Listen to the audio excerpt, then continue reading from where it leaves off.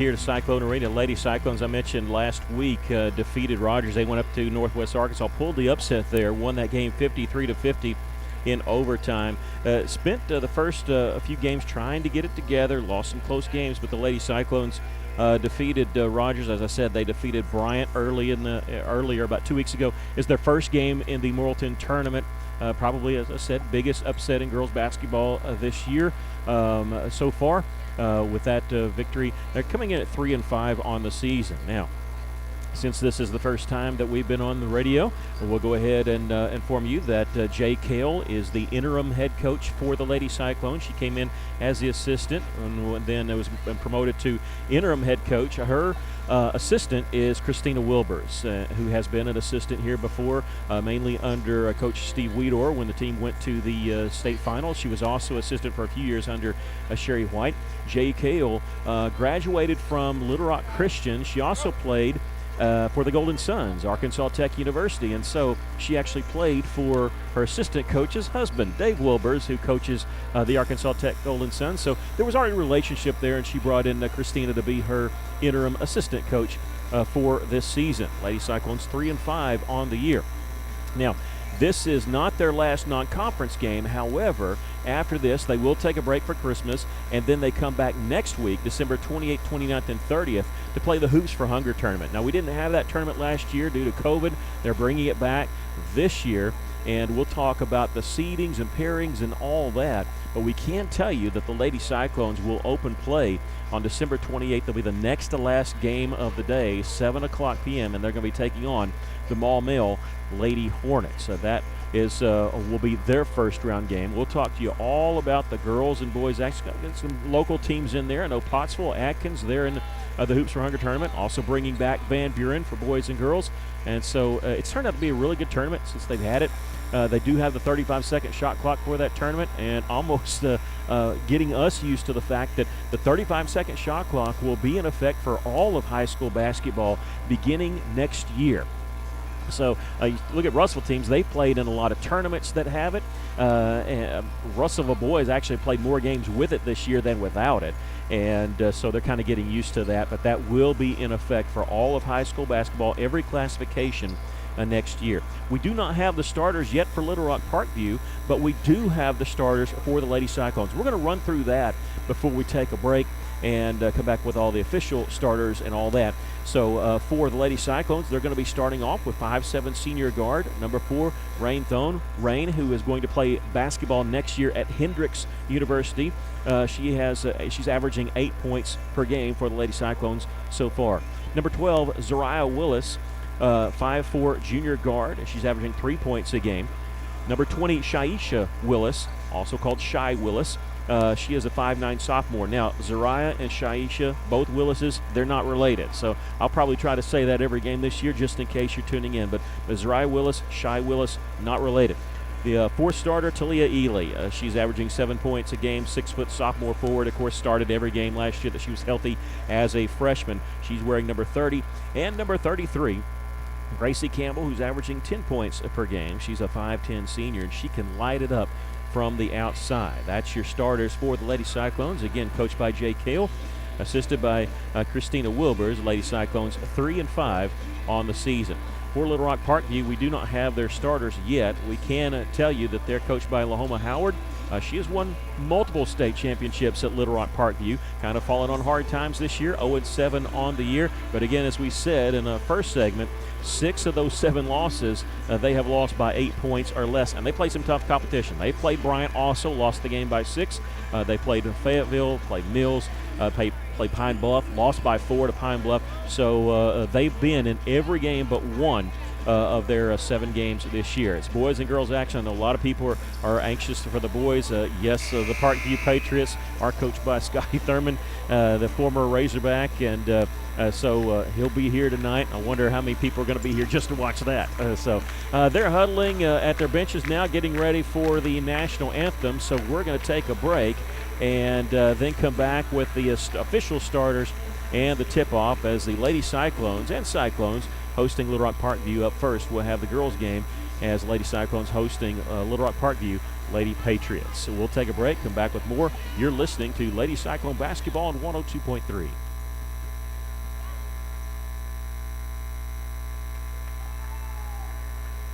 First State Bank is proud to serve our community, a community made of hard-working friends and neighbors, folks who make our community better. You're why we offer personal, helpful service and convenient digital tools. You make our town what it is, deeply rooted, community-driven. First State Bank, these are our stomping grounds. Visit fsbmybank.com to learn more. Member FDIC. A lot goes into taking care of your property. You need equipment with more reliability, durability, and versatility built in, like #1 selling Kubota BX and L Series compact tractors, Z Series mowers that deliver a quality cut, and Sidekick utility vehicles where durability meets speed. Visit your local Kubota dealer for a demo today. In the River Valley, see River Valley Tractor on Weir Road in Russellville. Every day, great day to talk about the Old South on East Main and Russellville. Don't forget daily luncheon specials. Always a full service menu with breakfast, lunch, and dinner served anytime that you have it in mind. But their luncheon specials are something unique. And of course, those sides just can't be beat. Enjoy the service, enjoy the food, enjoy the Old South on East Main and Russellville. To-go orders, you can call today at 968-3789.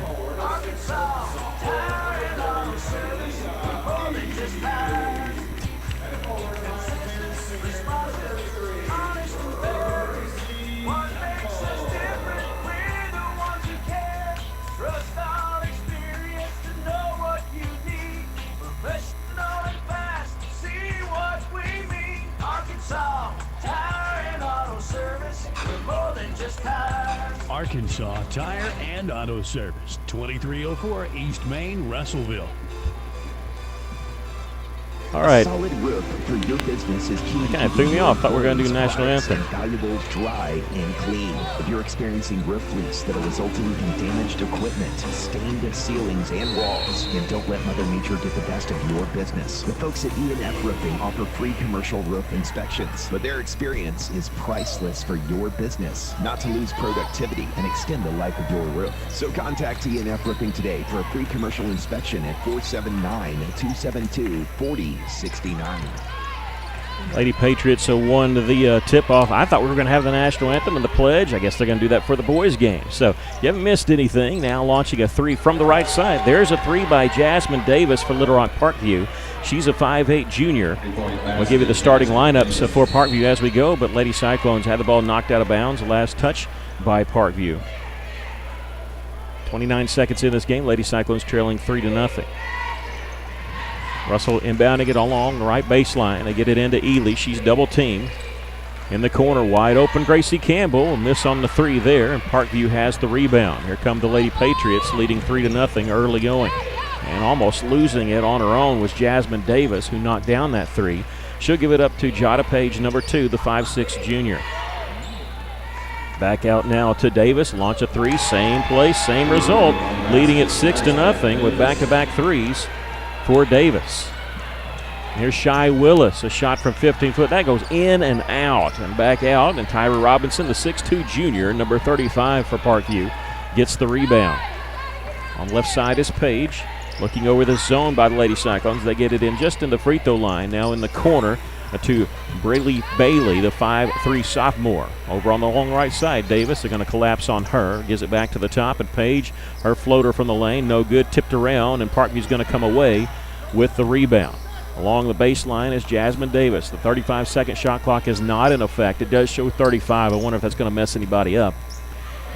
Here's a drive to the basket. Left-handed shot is in by Tyra Robinson.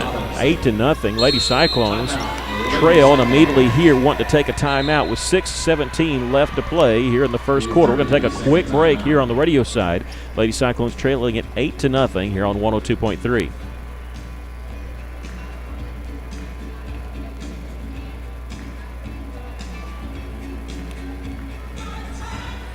The right roof starts with the right roofer. Your home is your largest investment or replacement? Look no further than Miller Roofing Company. Miller Roofing has been in business 30 years and sports a 9-time Best of the Best in the River Valley. They earned this reputation through stability and quality of service. Don't take my word for it. Go visit Lori and Wendell's new expansive showroom at 318 South Arkansas in Russellville, or by giving them a call at 890-3499. Miller Roofing Company will help you love where you live. Welcome back. Lady Cyclones taking that timeout, trailing 8-0 here. Get the ball across the timeline. And here's a steal now by Jada Page coming in from the right side. Easy layup, and she blew it. Off the rebound is Rain Thone. Long pass down the floor to Shy Willis. That could have been 10-0 lead. That was a wide open layup by Page. Just missed it. Gracie Campbell along the left wing. They'll double team her. No look pass inside to Zerai Willis. Gives it along the baseline there to Ely. They'll move the ball in the interior. Now kick it out. Shy Willis, a three-pointer from the corner. Won't go. Gracie Campbell finding her way to get the rebound. She's going to be fouled going up. She's going to get to shoot two. Credit Gracie Campbell for fighting through to get that rebound. Fouls on Parkview's number 4, Jasmine Davis. That's her first. Team Birds at the line of the Russellville shooting 2 shots. Gracie Campbell.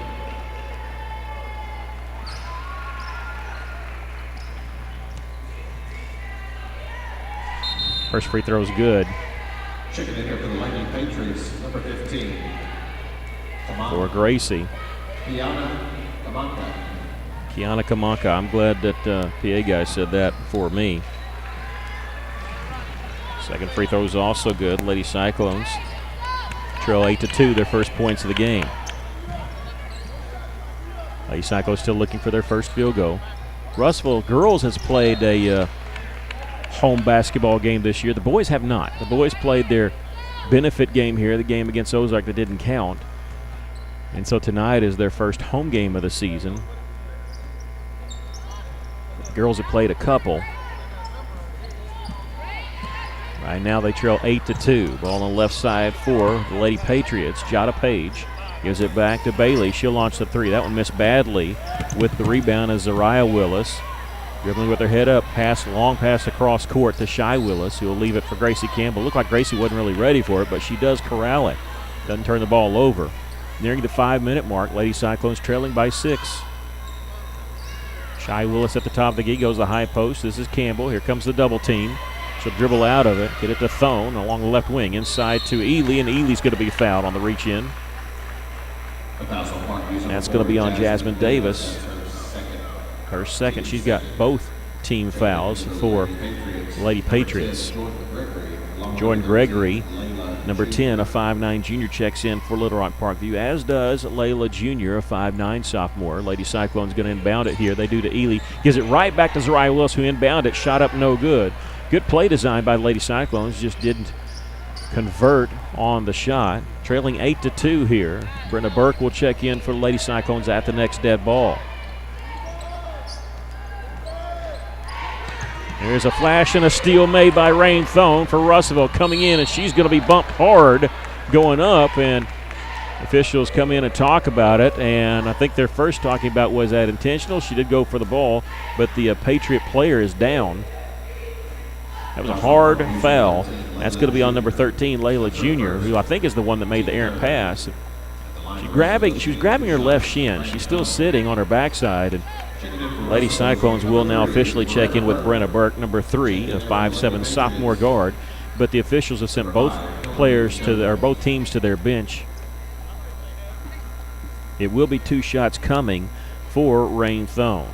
And they just now kind of signaled for our trainer, but now they've got her up there. She's not putting any weight on that left leg. Boy, hope it's nothing too bad that she can get back playing. Don't want to see anybody injured, but she does go to the bench there, and now we'll go back to action as Rain Thone will shoot 2. First free throw's no good. Didn't want to say anything, but that's her first miss of the season from the free throw line. Second free throw is good, so it hits the second. The Lady Cyclones still without a field goal, but only trail by 5. Jada Page will bring it up the floor for Little Rock Parkview. Lady Cyclones still in his zone. Fighting through his Thone to put pressure on Gregory. They go inside. There's a shot block. Lady Cyclones come away with it. Gracie Campbell back the other side, left side, wide open for the three. And now Little Rock Parkview wants to take a timeout. Lady Cyclones called a timeout. They've scored the last 6 points. So Lady Patriots going to take one now. It'll be a 30-second timeout. We'll take a quick break. Russell trails by 2. You're listening Lady Cyclone basketball on 102.3.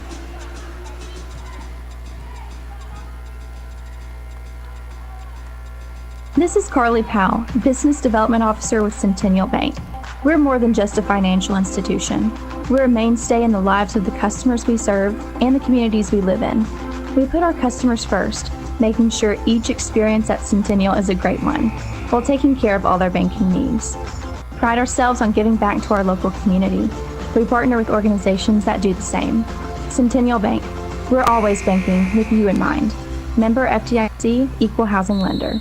Back to action after Parkview's timeout. Lady Cyclones have scored 6 in a row. They trail by 2 here, 8-6. The final 4 minutes of the first quarter, meaning we're halfway through the first quarter. Oh, almost a double dribble here on the left wing by Gregory before she got away. They got it back to her. She's open from left side, and she'll knock down the three-pointer. Get this, all the field goals have been three-pointers except for one two-pointer by Parkview. Parkview leading at 11-6. Lady Cyclones beating the press. Taking a pass from Campbell will be Ely, who made the shot, but well before the shot, we'll get a foul called on Little Rock Parkview. It'll be on Kylie Bell. It's her first and the team's 4th team foul. Kennedy McCrae is back in for Parkview. Lady Cyclone's going to inbound it along the baseline. Brenna Burke gets it inbounds to Thone, back to Brenna. Passed on the 3, drives inside, gets the ball to high post to Ely. Nice bounce pass underneath to Gracie Campbell, who hit the 2. What a pass there from Talia Ely. Lady Cyclones back to within 3. On the right side, three-pointer by Gregory is good. Do they miss? Do they ever miss? Davis has hit 2 threes. Jordan Gregory's hit 2 threes. They're back up this time by 6. Brenna Burke sees the double team. Her pass deflected in the backcourt. Rain Thone gets it. She's double teamed, and they're going to get close to a 10-second violation. Ball knocked away, and Parkview never had possession, and so it goes as a 10-second violation against Russellville. You could sense that coming because Parkview knocked it away 2 different times. I was expecting maybe a timeout if we could just get the handle on it, and just could not. Lady Cyclones trailing by 6, and Parkview with the ball. Along the right side is Gregory. Lady Cyclones extending their defense out a little bit. Gregory on the drive. Her shot from in the lane is good. She's got 8 points. And now it's 16-8 our score. The Lady Cyclones trailing by 8. They trail 8-0. Score the next 6, and now it's been extended to 8 again. Brenda Burke along the right side. Parkview extending there, and nice crossover dribble to beat her man. Gets it over to Gracie Campbell, three-pointer from the right side. Nothing but net for Gracie Campbell. She has 10 of the Lady Cyclones' 11 points. Keeping us in the game in this first quarter.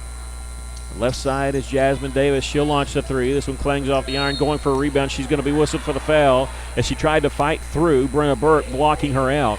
And it's going to be on Jasmine Davis, and that's number 3. I'm surprised that she was in the game. Don't want to second-guess a coach, but I guess as an our coach, I can say that. With 2 fouls, I'm surprised she's in the game. Now she's got 3 fouls, and she's probably going to be sitting for a while.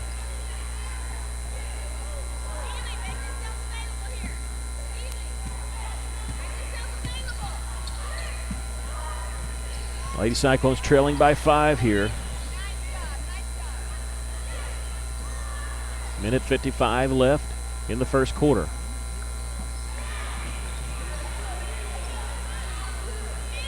There's Arai Willis, who's back in the game along the left side. Gets it to Brenna Burke. She'll launch the 3 from the top of the key. This one no good. Rebound goes out of bounds. It belongs to Little Rock Parkview. Check it back in for Parkview, number 1. Rhea Bailey.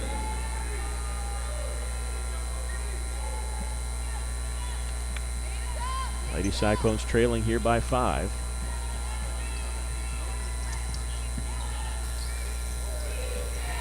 Parkview along the right side. This is Jada Page. They work it inside now. And now whistle foul called on Russellville. This is the Lady Cyclones' first foul of the game. So on number 12 is Rye Willis, her first.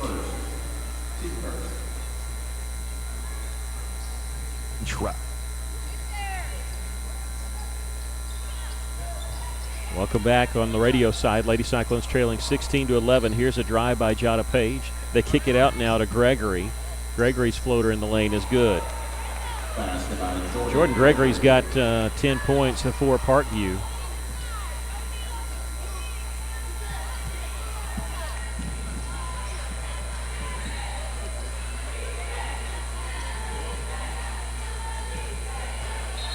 Rye Willis turning the ball over there.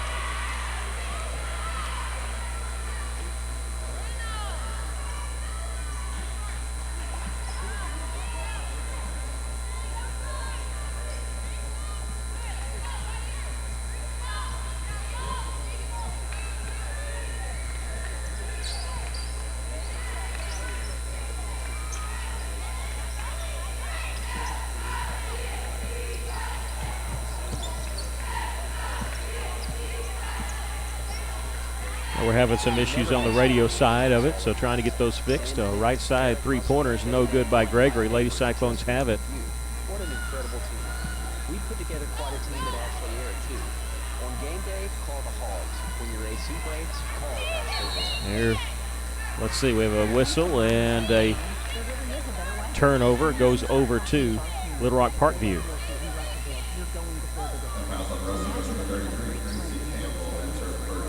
That's going to be a foul on Russellville.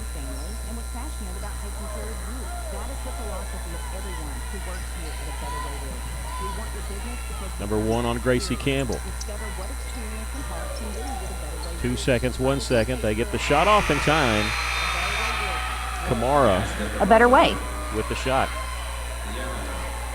Well, joining us back on the radio side, the Lady Cyclones just gave up a bucket there on the last second, so they trail after 1 quarter play, 20-11. Lady Cyclones in that first quarter were led by Gracie Campbell, who had 10 of Lady Cyclones' 11 points. Rain Thone had the other point for Russellville. Russellville is their largest deficit. They're down by 9. They were down 8-0 at the very beginning. And then cut it to 2 at one point. But that's as close as they got. The Basketball Booster Club is going to finish up their fundraiser tonight. At halftime of the boys' game, they're going to be giving away a PS5. That is a PlayStation 5. They're going to give that away at halftime of our boys' game tonight. I'm sorry, just doing some things here. Stephen Berry, our engineer, I appreciate you, Stephen. I know we're having some issues on the radio side, and I think the issue, we at least know what it is. I'm not sure we can fix it right now, but it'll be fixed and maybe not, and then fixed again. It'll be back and forth, I'm afraid. Lady Cyclones trailing here 20-11. Russell will have the ball to start the second quarter. For that first quarter, it was just 3-pointers by Little Rock Parkview. I mean, they hit 4. Jasmine Davis hit 2 threes. Jordan Gregory with 2 threes. Gregory, their leading scorer in that first quarter with 10 points. Gracie Campbell, as we said, she has double figures for Russellville. Lady Cyclones will start this quarter with the basketball. It'll be Brenna Burke, Gracie Campbell, Talia Ely, Rain Thone, and Shy Willis for Russellville on the floor. Thone has it near the top of the key. Brenna Burke looking over the zone. Got the ball on the right side. Nice little drive, pump fake, missed the shot. Gracie Campbell trying to save it inbound. She can't. It'll go over to Little Rock Parkview.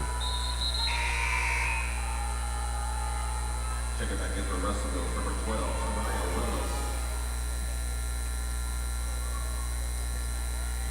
Zariah Willis will check in for Russellville there. Tire Point S have more than...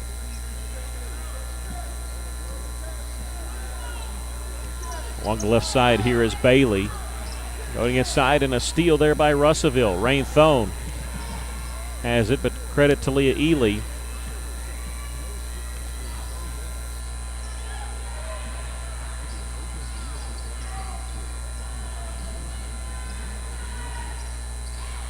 There's a three-pointer missed by Russell. The Lady Cyclones trailing 20-11.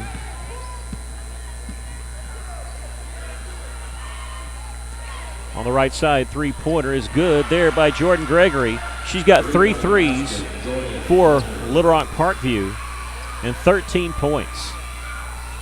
Goodness gracious, she's on fire. 3 threes in that first quarter. Rain Thone trying to answer for Russell. She doesn't. Rebound. Parkview had it. Lady Cyclones tied them up. Alternating possession will go over to Parkview, but good job there by Russell by tying it up and wasting that.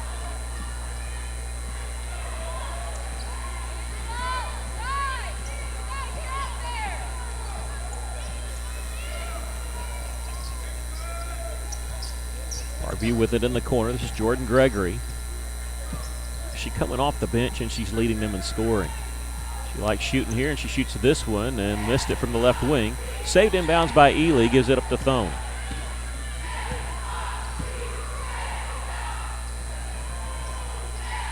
Here's a three-pointer by Gracie Campbell. She has 13 and a timeout called by Little Rock Parkview. We'll take a break. The Lady Cyclones trail 23-14. You're listening to Lady Cyclone basketball on 102.3.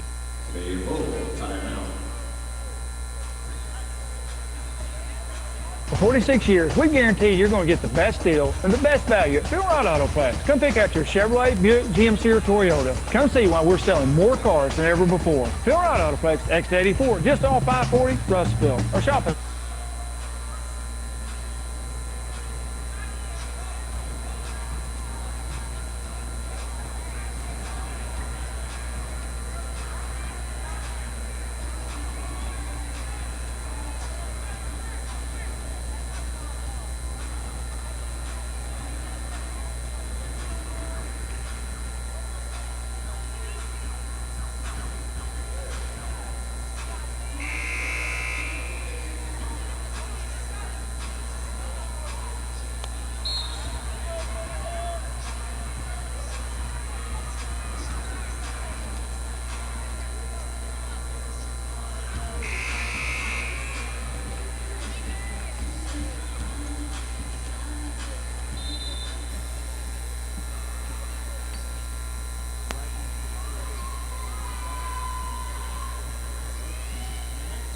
We're having some issues on the radio side.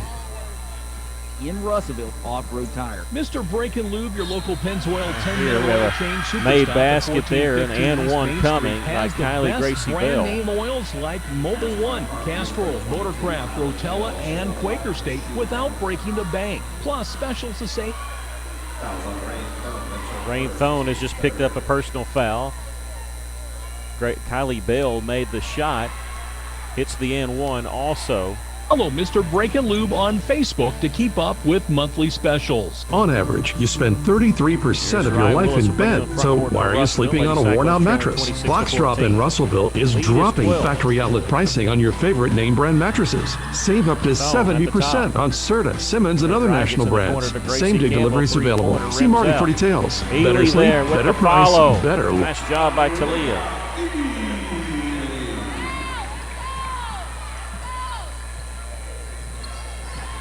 Talia Ely with the follow. Here come the Lady Cyclones.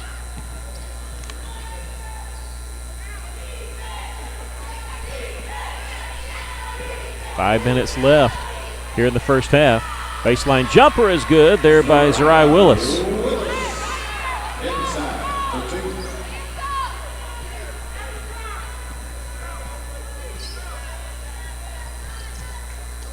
Going inside now to Kylie Bell.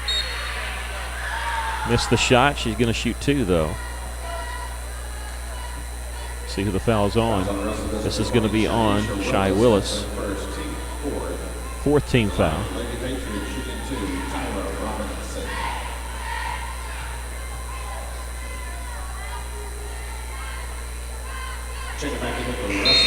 First free throw is good there by Tyra Robinson.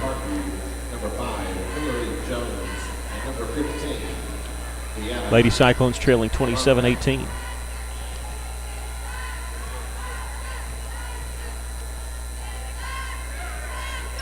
Second free throw is good. Hit them both. 28-18.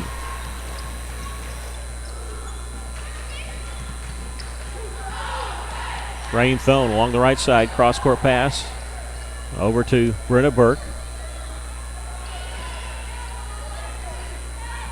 Back to Thone. Under 4.5 to go here, first half. Thone misses the three. Brenna Burke flashes in to make the offensive rebound. Her follow might have been partially blocked. It goes out of bounds off of Little Rock Parkview.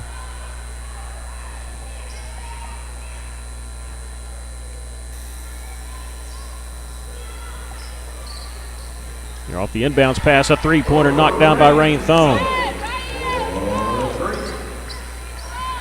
Her first field goal of the game. Lady Cyclones have weathered the storm. They trail here by 7. Inside, turnaround jumper is good by Tyra Robinson. Russell trails by 9 here, 30-21. Here's Ely at the top, going to take it all the way. Hasn't knocked away by Bailey from behind. Little Rock Parkview has it on the move. 3:45 left here in the first half. Russell trailing by 9. They go inside once again to Robinson. Double team, triple team. Her pass is going to be knocked out of bounds by Brenna Burke. Trying to keep it away from Brela Bailey.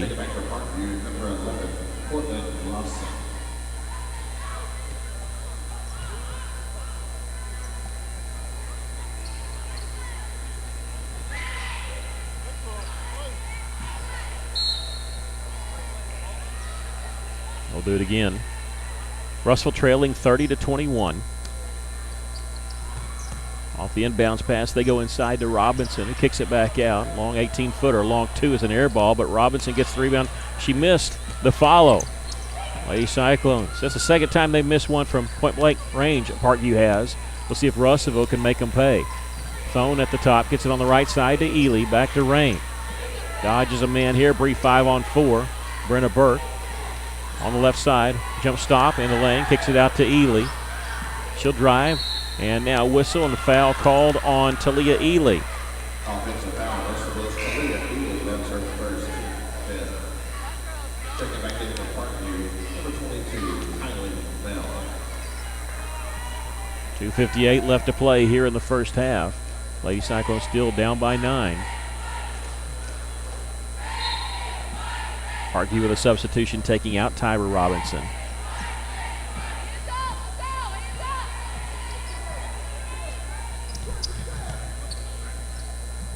And Parkview threw it away. Just went off the foot there of Humphrey, who was in the corner. Took her eye off of it. It was kind of a low pass. Took her eye off it briefly, and Parkview got 6 players on. Humphrey's the one going to go out as Jordan Gregory checks in. I see a full court press here by Little Rock Parkview. Bounce pass from Burke over to Zariah Willis. Zariah Willis gets it in the front court to Thone. She'll lob it inside to Talia Ely coming in from the right side. Had it knocked away. Whistle foul. And we're going to get a foul on Russellville. This will be on Talia, her second. Coach Jay Kale cannot believe it. She is very upset about it. She comes off the bench. That's a 16 foul on Russellville, the second on Talia Ely, 5 on Little Rock Parkview.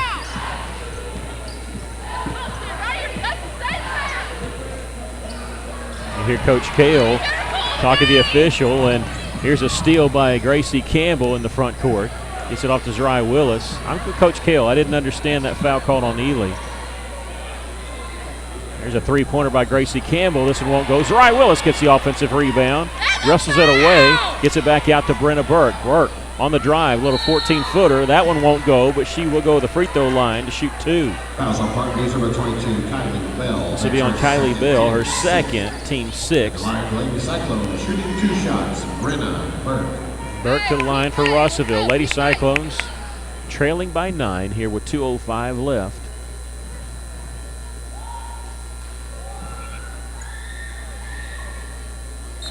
Here in the first half. First free throw is good by Brenna Burke. Checking back in for Parkview, number 12. If you couldn't see the scoreboard, you're looking at it, you'd swear Russellville's got to be down by 15-20, but they're hanging around, trailing by 8 here.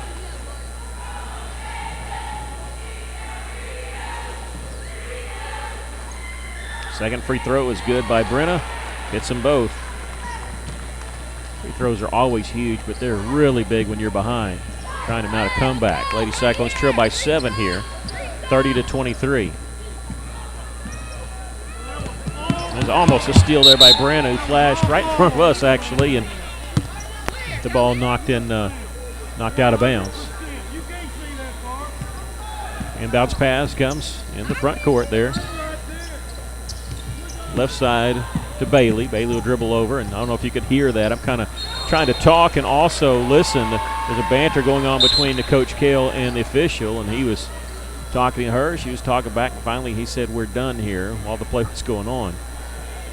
So, but you like to see that. I mean, players especially and fans too, they want to see their coach advocate for them, especially when they think they've gotten the raw end of the deal. And you try to find that line. How far can you go arguing without getting a tackle? What a pass from Burke underneath the Ely. Missed it. She gets the follow, puts it back up, and it's almost good that she missed it. She's going to get the follow and draw the foul. And this will be on number 12, McCray. It's her first, the team's 7th. It's a shooting foul anyway. Ely going to the free throw line here.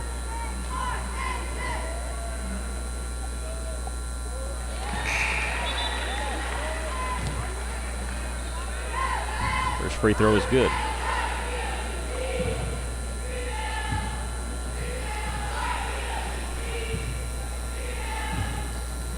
Second free throw is good. Talia hits them both, her 3rd and 4th point of the game. Lady Cyclones within 5. 90 seconds left to play here in the first half. Backing it back out is Page. Remember, no shot clock. That'll be in effect next year.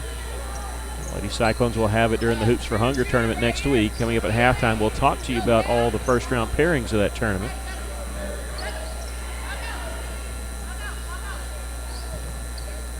Shot clock shows 35. It's not blank, but it's not in effect. They go to the high post here to Tyra Robinson. Whistle foul underneath. This will be on Brenna Burke, her first, the team's 7th. So 1 and 1 for Tyra Robinson, who's 1 of 2 from the free throw line already tonight.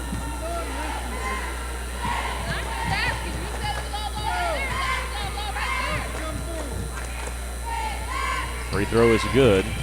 So Tyra earns the bonus. 59.5 seconds left to play here in the first half.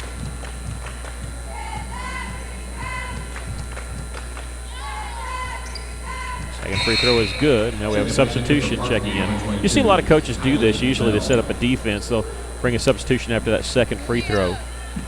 Kind of allows them to set their press, and that's what it does here for Little Rock Parkview.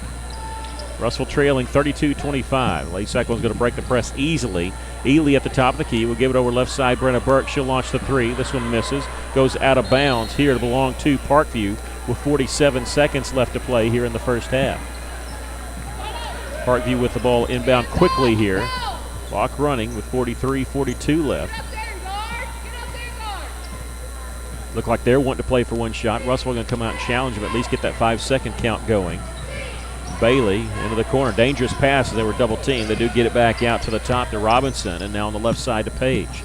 She used a screen set by Robinson and dribble back out. 23 seconds. And now whistle foul called on Zariah Willis. That'll be the 8th team foul on Russellville. 19 seconds left to play here in the first half. Page, who has not scored in this game, is shooting a 1 and 1.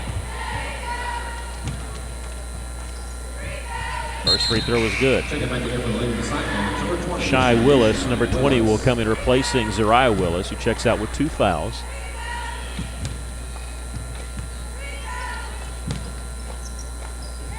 Second free throw is also good. Lady Cyclones trailing 34-25. Rain Thone in the backcourt. Now in the front court, taking a pass from Ely with 9 seconds left. Ely now 15-footer. This one no good. Rebound tipped and out of bounds, and last touch by Hoop. Parkview to belong to Russell with 2.8 seconds left here in the first half. Lady Cyclones can design a play here. Maybe get a shot off, maybe a 3. They go in and bounce to Ely. She'll launch the 18-footer. It's partially blocked. We come to the end of the first half with our score, Little Rock Parkview 34, Russellville Lady Cyclones 25. Coming up during our halftime show, we'll have the stats for you. Also talk about the Hoops for Hunger tournament coming up next week here at Cyclone Arena. All that and more. We'll take a break. You're listening Lady Cyclone Basketball on 102.3.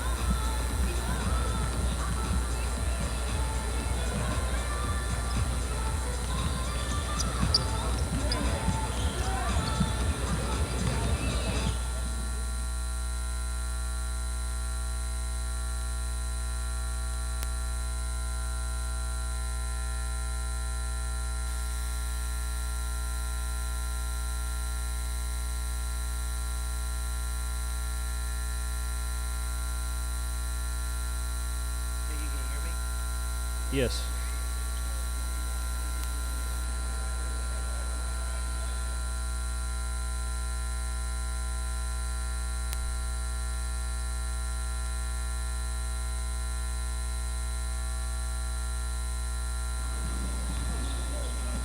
The annual Hoops for Hunger tournament here at Cyclone Arena will begin on December the 28th.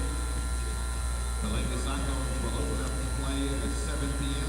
against Maumelle. And the Cyclones will be taking on Shiloh Christian at 8:30. We encourage anyone coming out to the tournament to bring food items. If you'd like to food throughout the tournament, there's a special need for peanut butter and boxes of cereal. So next time you're out, grocery store, grab a couple extra peanut butters and cereals. Bring those into the arena beginning December the 28th for our annual Hoops for Hunger Holiday Christmas Tournament.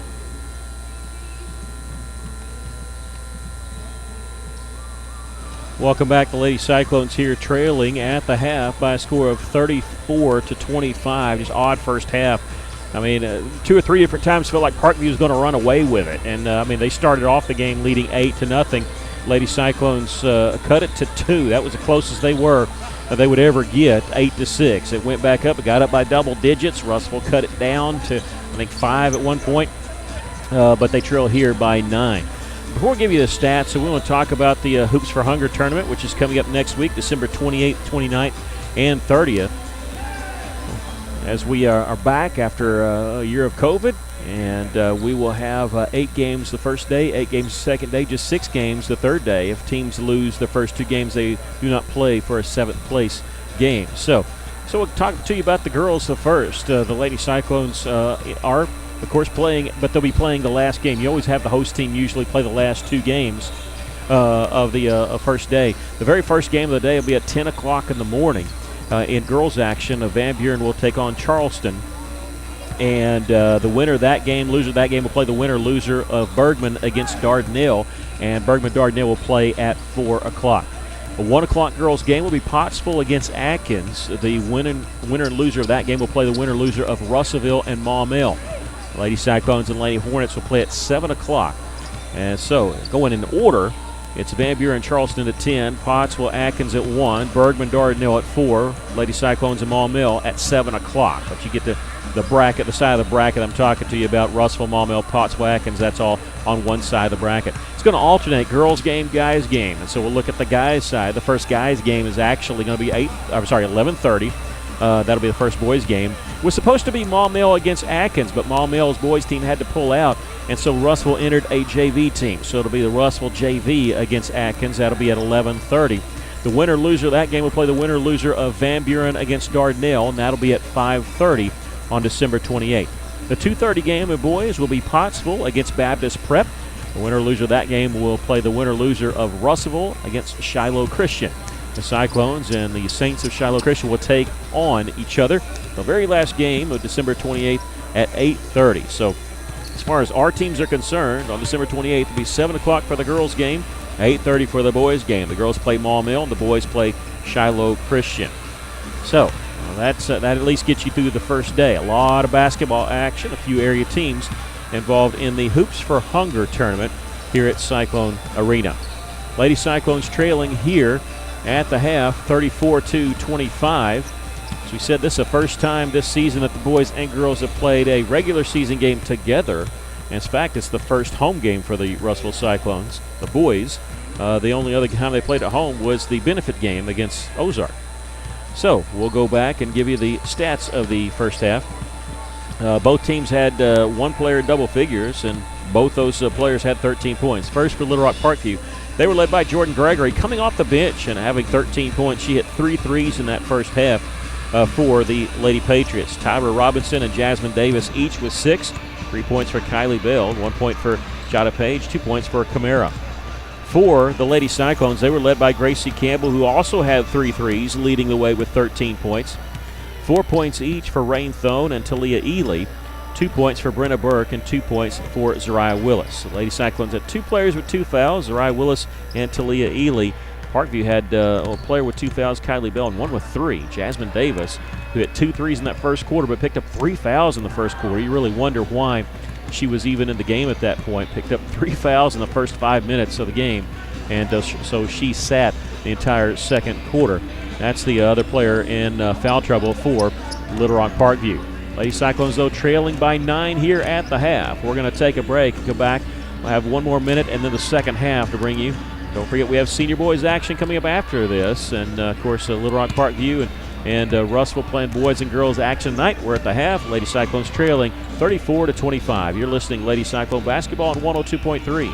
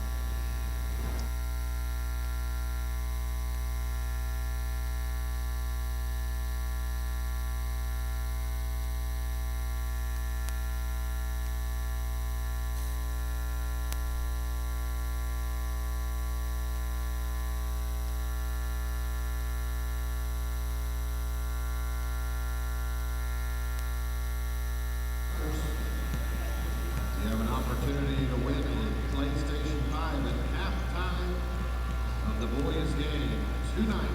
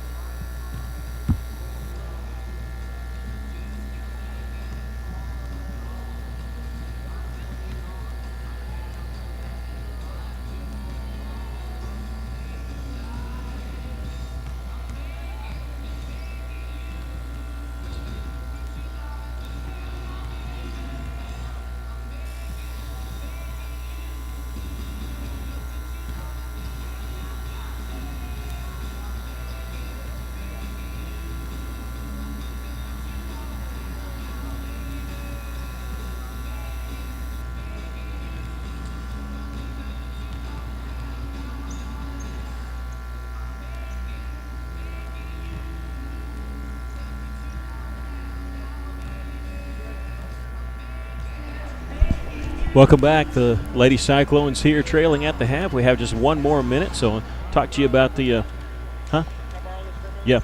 sorry about that. The boys game coming up after this. And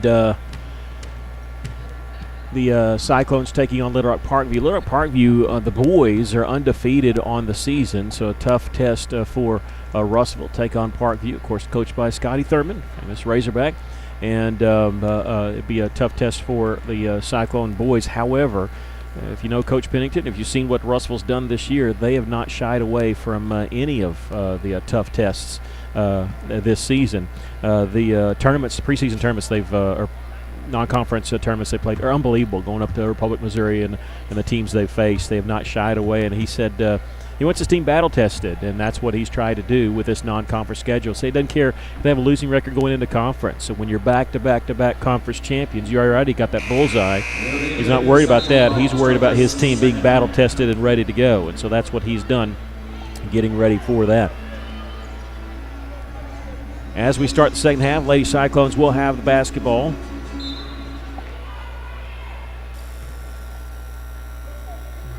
They'll play offense in front of their own bench. And I don't know what we're waiting on. There we go. It'll be Zariah Willis, Rain Thone, Gracie Campbell, Shy Willis, and Talia Ely on the floor for Russellville. The Cyclones trailed by double digits in that first half. Trailed by 9 here. And here's Shy Willis with the layup, getting a great pass from Zariah Willis. And Shy Willis's first points of the game. Lady Cyclones trailing here by 7.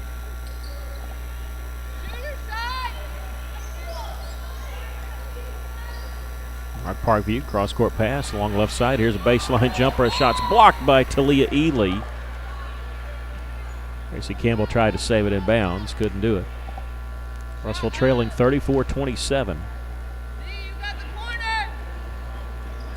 Bounce pass comes on left side to Page in the corner, three-pointer. This one grazes the iron. Backside rebound controlled by Rain Thone. And she'd bring up the floor quickly. She'll stop on left side. Her pass deflected but caught by Zariah Willis for Russell. Back to Thone along the left wing. Shy Willis will start her drive coming in from the right side. Lost it, got it back, threw up a shot, no good. Gets her own rebound, goes up strong, misses that one. Rebound, Little Rock Parkview has it. We're going to get a foul called on Russellville. Number 20, Shy Willis, her second. Her second personal foul. Team first. First team foul on Russellville.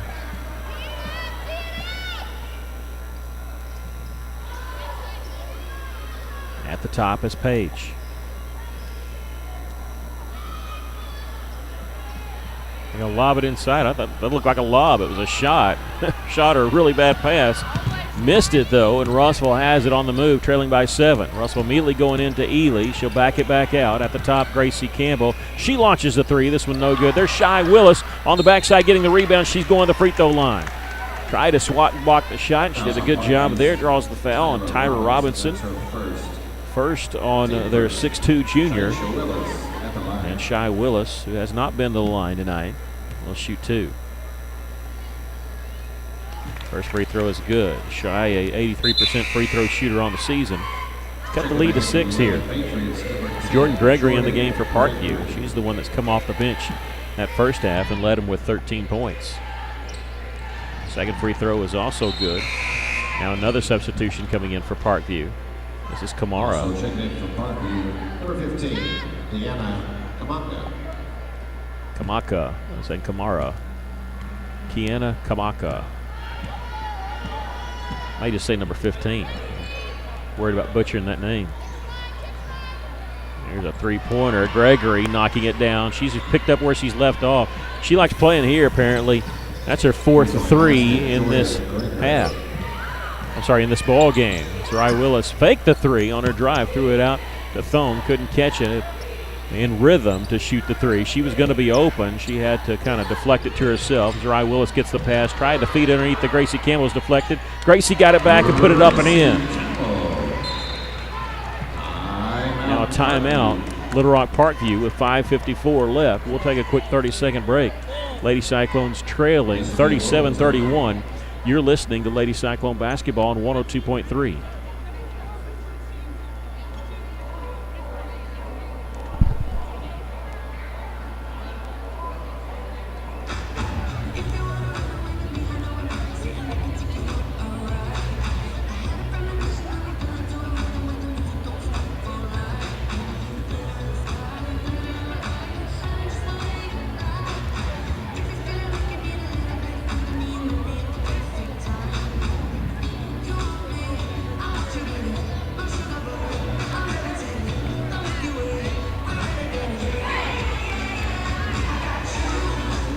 Welcome back. The Lady Cyclones trailing here at the break here. Timeout called by Little Rock Parkview. 37-31 with the shot made by Gracie Campbell.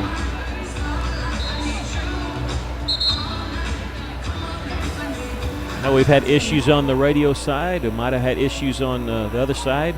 They're having internet issues all through Cyclone Arena down here, not just us, but other people down here at Press Row, the PA guy,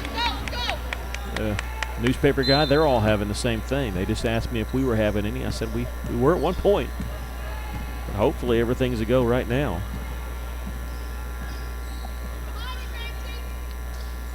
Russell trailing by 6. A timeout there called by Little Rock Parkview. See what they do after that. Jordan Gregory has been their go-to person. She just lost the basketball out of bounds. It belongs to Russellville.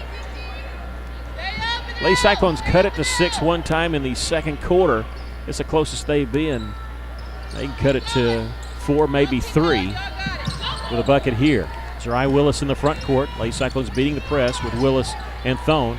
Zariah picks up her dribble. She needs help. She's going to find Ely underneath. Her shot blocked. Whistle foul called on Tyra Robinson. Her second coming. Zariah Willis did not panic. I was panicking for her to try to get the ball away, and she found Ely underneath. Got a wide open look there. Free throw is no good.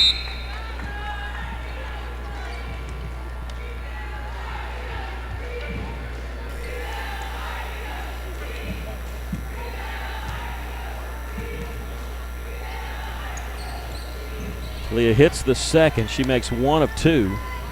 Lady Cyclones trail 37-32. 5:17 left to play here in the third quarter. Page will back it back out for Parkview. Almost look like they're running a stall game, but they're just getting things set up in the corner. This is Bell. Back at the top, Davis will launch a 3. This one misses. A good job there by Rain Thone to block out her man to get the defensive rebound. Gets it off to Zariah Willis, and she has it taken away in the front court, going back the other direction. Shot of Page. Oh, boy, got away with a travel. She took 3 steps, but then she missed the layup. The basketball gods helping us there. She missed. That's the second time they missed a wide open layup on a breakaway. Third layup they've missed. Here's Zariah Willis. Her drive to the basket. Whistle foul. They wave off the shot. It did not go in anyway, but it'll be a foul on Jordan Gregory. And this will be her first and team's third is what they say, and that's what we have. Lady Cyclone's going to inbound along the left baseline. Get it inbounds to Shy Willis. A dribble out.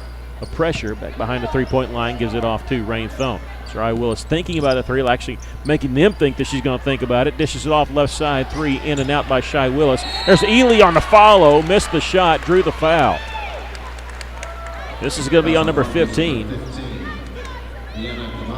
Kamaka, her first and the team's 4th. And Talia going back to the free throw line where she's 3 of 4 tonight. Free throw is good. 6 points for Talia. She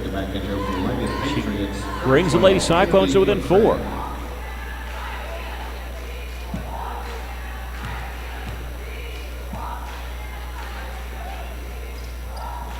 Missed the second one. Rebound. Tipped out of bounds by Russellville. Shy Willis. Couldn't get it. Was trying to swat it away. She did, but it went out of bounds. Russellville trailing 37-33. 4:16 left to play here in the third quarter.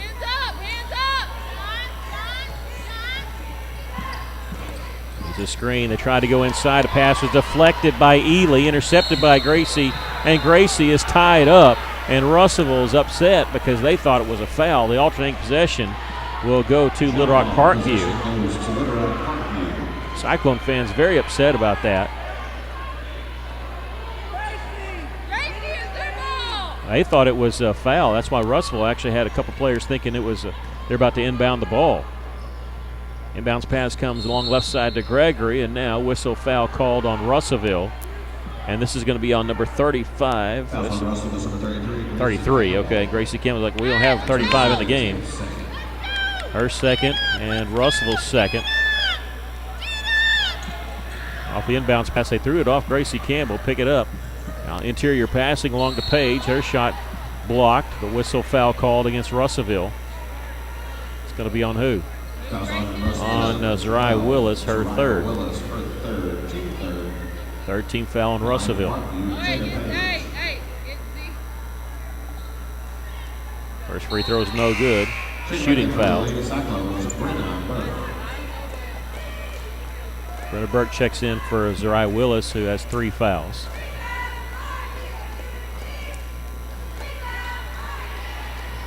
It's the second. It's 1 of 2.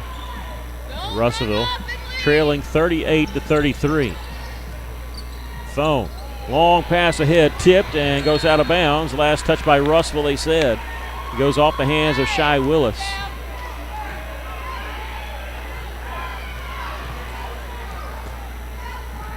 Russellville showing flashes at times, but just hard for them to get over the hump. They'll cut it close to 4 points, 6 points, and right now they trail by 5, but just can't get over that hump. No look pass inside, ball knocked away by Ely. As a scramble for it, jump ball to belong to Russellville now. Hit Ely and Burke diving on the floor, going after that ball. Lady Cyclones have it here with 3:35 left to play in the third. Russellville trailing by 5.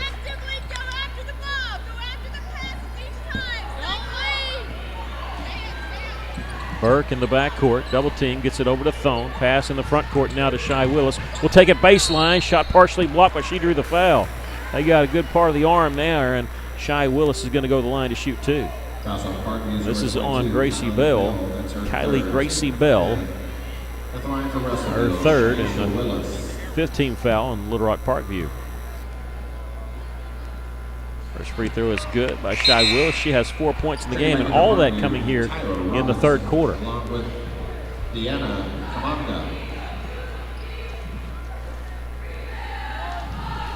34 points for Russellville, 4 points behind. Waiting the second free throw there by Shy Willis. She knocked it down.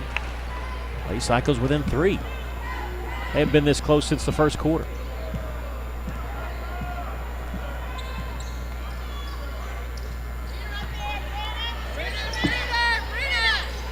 Going inside, trying to go to Robinson, mishandled it, got it back, put it up and in.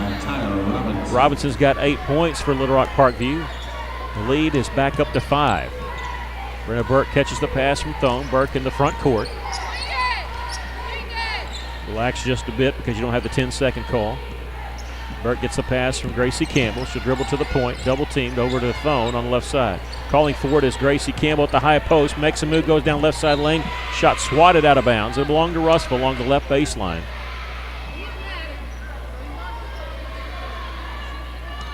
Brenna Burke looking off the inbounds pass, comes inside to Thone along the baseline, kicks it out to Campbell. Campbell three-pointer, no good. There's Thone with the follow, shot partially blocked there by Robinson, and Robinson gets the rebound. Her pass is going to be intercepted by Burke. Burke in the front court, tips it as she lost control of it, tipped it to Ely. Finds the cutter, great pass from Ely to Rain Thone. How about that pass? What a pass. She dipped between a double team in order to get it to the cutting Thone, and Thone hit the layup from the left side. Lady Cyclones trail by 3. What a pass from Ely. Splitting the double team. She was caught without a dribble. Didn't really have any place to go. Page going inside to Robinson. Double team, kicks it back out. They'll throw it around the corner. Hillary Jones, her shot blocked by Ely. Whistle foul. They're going to call it on Talia. Yep, they are, and that's number 3 on Ely. 4th team foul on Russellville. And Hillary Jones, who has not scored, going to shoot 2 here. First free throw, no good. And Zariah Willis going to check it, probably replacing Ely. Yes, she is. And Talia with 3 fouls.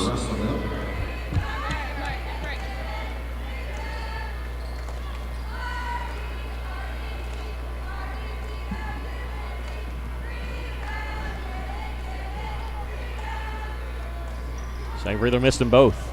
Well, the ball don't lie, does it? Under 2 minutes to play here in the third. Lady Cyclones trail by 3 with the basketball. Crossover dribble by Burke. Gets it to Zariah Willis. Looking inside, nothing there. Back out to Burke. Burke drives inside. Throws in the corner. Shy Willis for 3. Good! Shaisha Willis ties the game at 40. Shaisha with 8 points all here in the third quarter, and we got a whole new ball game. Robinson gets the pass, turnaround jumper is good. She's got 10 points. Parkview. Quick work of that. And now a flash and a steal by Little Rock Parkview. Ball loose at mid-floor. Everybody tapping, it seems like. Jones comes away with it for the Lady Patriots. Whistle foul as Bailey stopped just short of Shy Willis and caused Shy to run into her, and that's number 3 on Shaisha. 15 foul on Russellville. Parkview inbounded along the far side.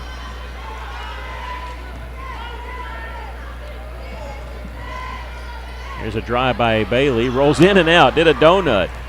And Gracie Campbell with the rebound. Gets a double team. Gets it off to Rain Thone. Pressure in the backcourt. Rain needs some help. Burke's over there. Can't get the pass to her. It's intercepted there by Page. Page finding, cutting the basket. Bailey hits the layup. Bailey's first basket of the game, and it's a 4-point lead for Little Rock Parkview. Thone catches the cross-court pass in the front court by Brenna Burke. Gets it back, and Brenna's settling everybody down. She'll drive inside. Ball knocked from her. Picked up there by Davis. Jasmine Davis, a 2-on-1 now, 2-on-2. Goes to the middle of the floor, kicks in the corner. Here's a three-point try. It's air ball, and Thone gets the rebound for Russellville. Bounce pass intercepted, and on the follow there, we're going to get a foul called on Russellville. I think it's going to be on Gracie Campbell. Good foul there not to give up the layup by Gracie, but that's number 3 on Gracie. And the 16th foul on Russellville. Bailey to the line to shoot 2.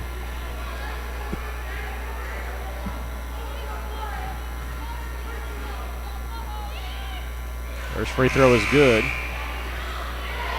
Russellville tied it at 40. Little Rock Parkview scored the last 5 points since then.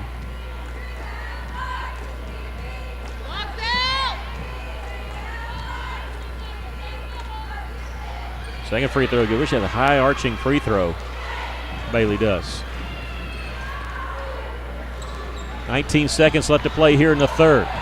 Sarai Willis beats her man down the floor, gives it off to Gracie Campbell, who will drive, and she's going to be fouled on her way to the basket. It's not a shooting foul, just the 16th foul called on Little Rock Parkview. So Russell will inbound it with 10.6 seconds left here in the third quarter. Along the left baseline, this is going to be Zarai Willis. This inbounds to Burke. Makes a nice little move. No look pass to Zarai Willis. Can't handle it. 5 seconds, 4 seconds. Parkview in the front court. Circling around, it's Davis. She'll launch the 3. Good. Now they said 2. They said 2-pointer. Foot was on the line. So Jasmine Davis knocks down the 2, but Little Rock Parkview answering Russell's tie by 8 straight points as we come to the end of the third quarter. 48-40 our score. Lady Cyclones trailing. We'll take a 60-second break. Be back after this. You're listening to Lady Cyclone Basketball on 102.3.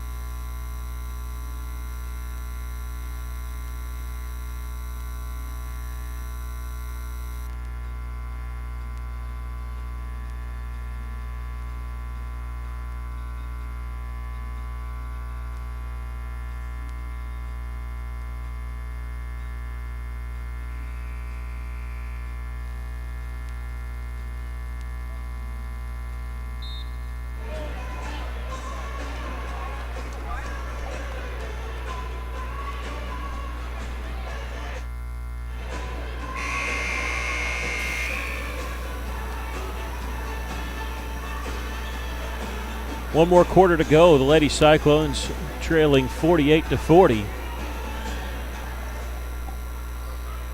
Parkview will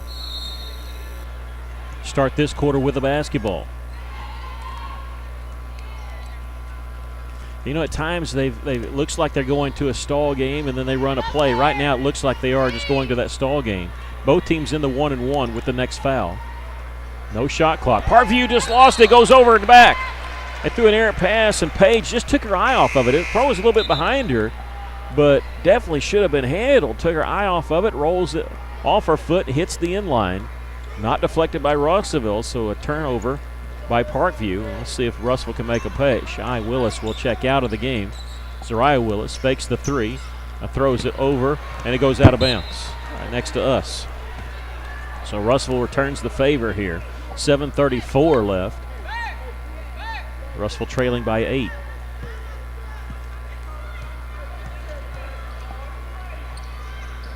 Pass in the front court to Gregory. Gets it back over to Page. Lady Cyclones chasing the basketball, and here's an interception by Gracie Campbell. Ahead now to Brenna Burke. She'll stop. Left side, three-pointer. This one won't go. Ely underneath with the rebound. She's fouled going up. Talia going to the free throw line for the 4th time tonight. She has 6 points in the ball game.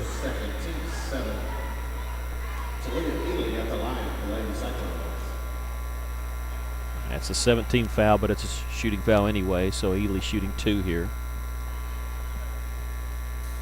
First free throw is good.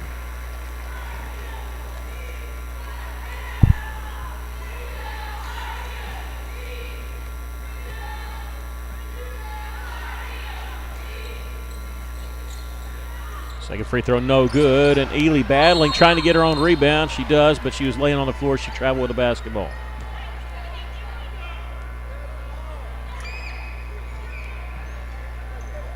Russell's cut the lead to 7. Inbounds pass comes to Davis, racing in the front court. She got behind her man, going all the way, missed the shot, trying to get her own rebound. It was tipped out of bounds by Russellville, tipped away from Davis. Parkview will inbound it along the right baseline. 7:10 left. Bounce comes along the right wing. Here's a three-pointer by Gregory. This one in and out, no good. And we have a whistle and a foul call. Tyra Robinson with the push. That'll be her 3rd. And we'll walk it to the other end as it's going to be a 1-and-1.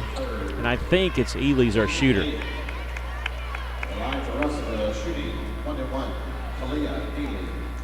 We're shooting some free throws for a while if this keeps happening.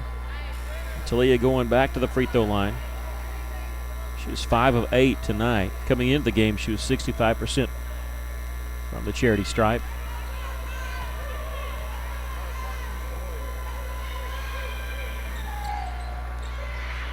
Free throw rattles around, no good. Robinson with the rebound for Little Rock Parkview. Along the right side here is Page. She's guarded by Brenna Burke. Back out up top. Put the ball on her hip is Jasmine Davis. They're going to make Russellville come out and guard him a little bit. Davis dribbles into the corner. Nice feed inside to Robinson. Kisses one off the glass and in. Tyra Robinson with 12. 50-41. Lady Cyclones trail by 9. Owen gets a pass to Brenna Burke. She's going to drive inside from left side there. Shot up, no good. Ely with the follow. That one won't go. Gets her own rebound, though. Comes out to Brenna Burke. Here comes the double team. She goes inside to Ely. We'll get a foul called. Trying to deny the pass inside. And this will be on Tyra Robinson. It'll be her 4th. 9th team foul. So Talia going to the free throw line for the 1-and-1.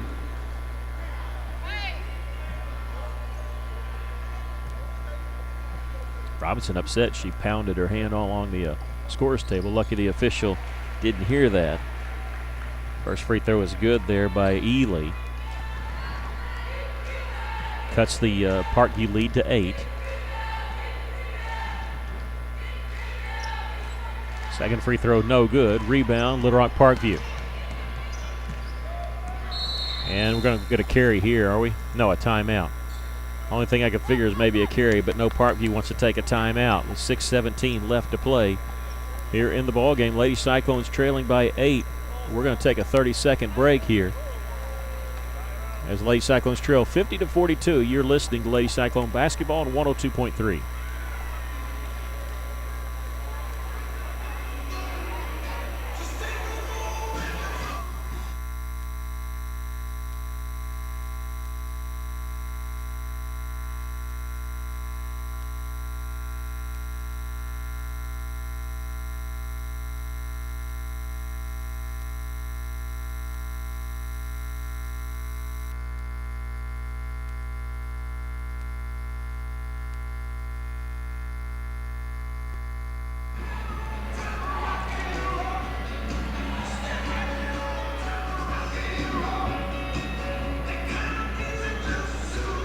Lady Cyclones trailing here 50-42. Parkview calling timeout there. Russell's going to need some turnovers by Parkview or hoping the Lady Patriots can miss some free throws. We've still got a lot of time, 6:17 left. Parkview inbounded in the front court to Davis. Back to Page. Page will dribble around left side. Lady Cyclones making the switch. Dribble underneath the goal. Bounce pass in the corner here. 3-pointers. An air ball by Jasmine Davis. Gracie Campbell with the rebound. Gives it off to Zariah Willis. And Burke in the front court. Goes inside to Ely. Ely gets a pass from Burke, and a jump ball will be called. They reached around and tied her up, and Russellville will have the basketball after the jump ball. Zariah Willis will inbound it on the right baseline, not before. McCray will come in for Little Rock Parkview.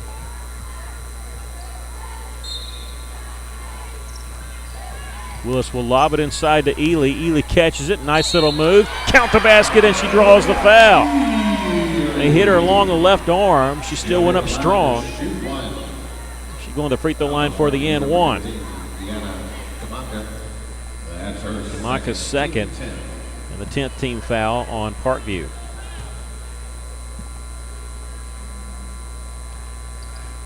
Free throw's good. Lady Cyclones within 5.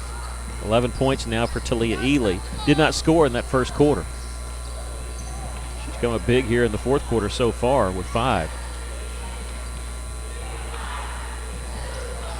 There's a drive here by Page. Shot too strong. Rebound. Hits the floor. Just a scramble for it. Still loose ball. Ely comes away with it. Pass ahead to Brenna Burke. Racing in the front court. She's going to slow up. It's a 1-on-4, so she's going to wait on her teammates. Gets it over to Campbell on the long left side. Going inside to Ely. Ely will take it baseline. Goes up strong and partially blocked. Gets her own rebound. Goes up strong again. Count the basket here. No foul call. I was expecting it. 50-47 our score. Here running the other side is throwing up a shot. Page. She missed it. Rebound, Lady Cyclones. Russell trails by 3. Under 5 minutes to go. And I don't know why Parkview's shooting so quickly. You got the lead. They've done that twice now. I mean, that was a shot from in the lane, but they were not off balance there. Russell trailing by 3 here with 4:40 left. Plenty of time left. Going inside to Ely. She turns towards the middle. Lost the handle on it. And Russellville gets it back. Calls timeout. Smart play there by Ely to dive on it. And Coach Kale right there next to the official saying timeout. We're going to take a 30-second break. I think it's a 60-second timeout, but we're still just going to take a 30-second break. Lady Cyclones trailing 50-47 with 4:34 left. You're listening Lady Cyclone basketball here on KCJC.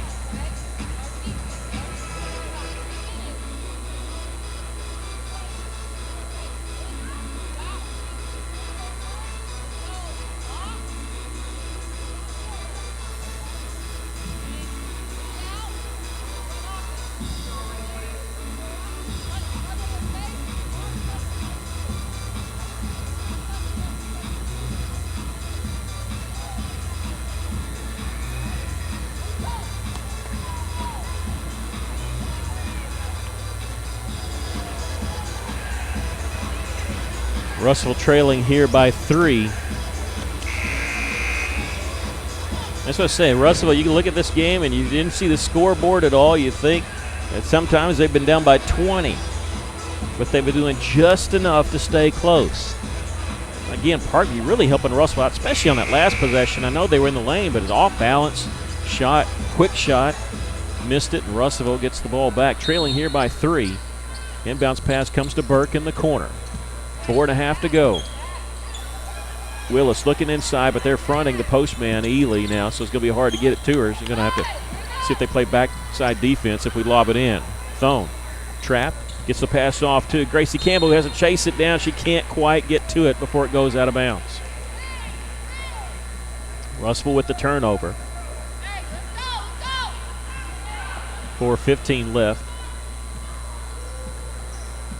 Parkview, let's see what they dial up. Jones on the drive, and a whistle and jump ball call. She was tied up there either by Thone or Ely. I don't know who got it, but one of them tied her up. Alternating possession stays with Parkview. Looking to inbound along the right baseline. Inbounds pass comes to the right elbow. They'll stay along the right side as Davis has it on the right wing now. And she'll dribble to the top.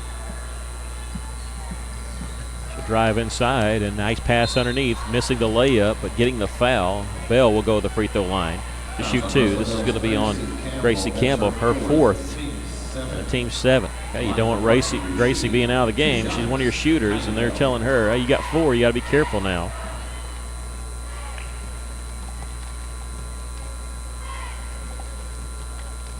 Free throw is no good.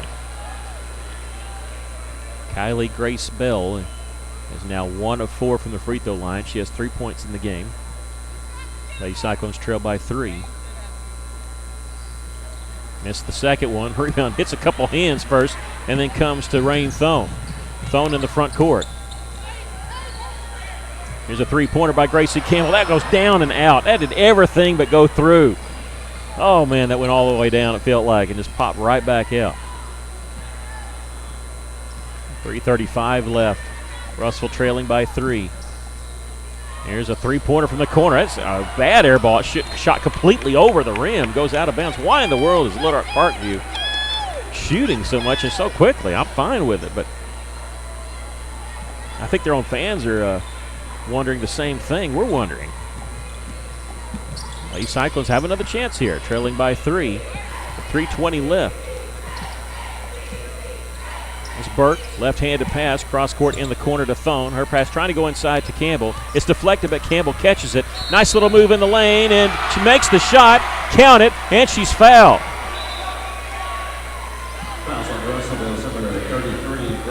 And Gracie Campbell. Oh, no, they're going to get an offensive foul called on Gracie Campbell, and that's number 5 on Gracie. Oh, my goodness. Oh, my goodness, they get an offensive foul on Gracie Campbell. We thought she was going to the free throw line for the and one. It's not just bad that they called that. It's number 5, and Gracie is out of the game. She's been the leading scorer for Russellville tonight. She is out of the game with 5 fouls. Goodness gracious. Well, there goes your leading scorer, not just for tonight's game, but for the season so far. Now here's a ball deflected out by Russellville, and Burke has it. Then she lost it, but it was knocked away from behind, and it's out of bounds off Parkview. 2 Parkview players were actually fighting for it. It went out of bounds off one of them.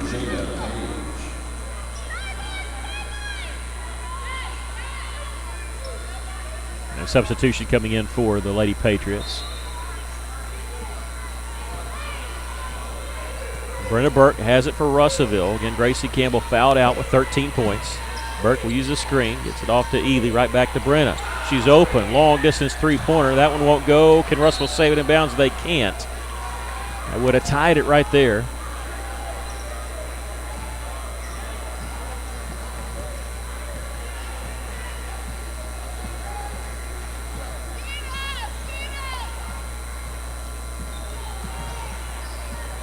Rock Parkview with the basketball, leading the Lady Cyclones 50-47.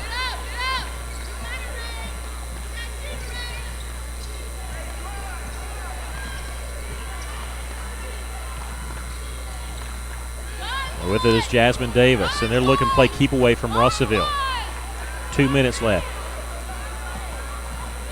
Davis will drive inside. Nice dish off there to Bell, and she missed the layup and rebound. Let's see.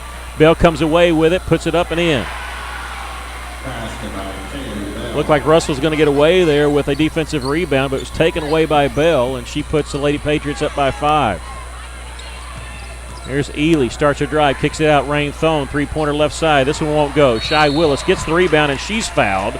She's going to the free throw line, and she'll be shooting 2 because it doesn't matter if it's a shooting foul or not. They're in the double bonus. That's number 4 on Jasmine Davis. Shy Willis, who is 3 of 4 from the line tonight, 8 points, all of that coming in the third quarter before she had to sit down in foul trouble. First free throw is good. Check it back in for Lady Patriots, Tyra Robinson.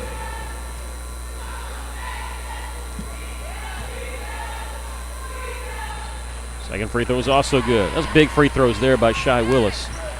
Lady Cyclones within 3. Inbounds pass in the backcourt to Page. She's going to bring it one-on-one to Thone. Lost it briefly, but gets it across the timeline in time. Pass over to Davis, and Russell looked like they were trying to foul Davis. Gets it back to Page.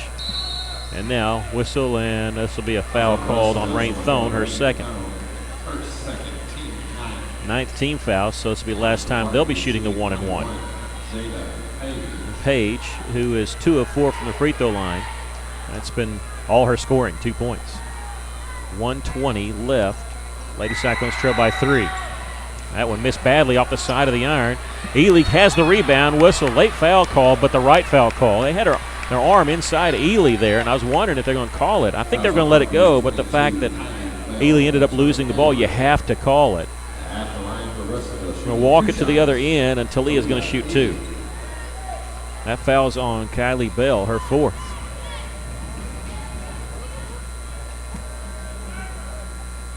Minute 18 left to go in the game. Lady Cyclones trail by 3. Talia's first shot is good.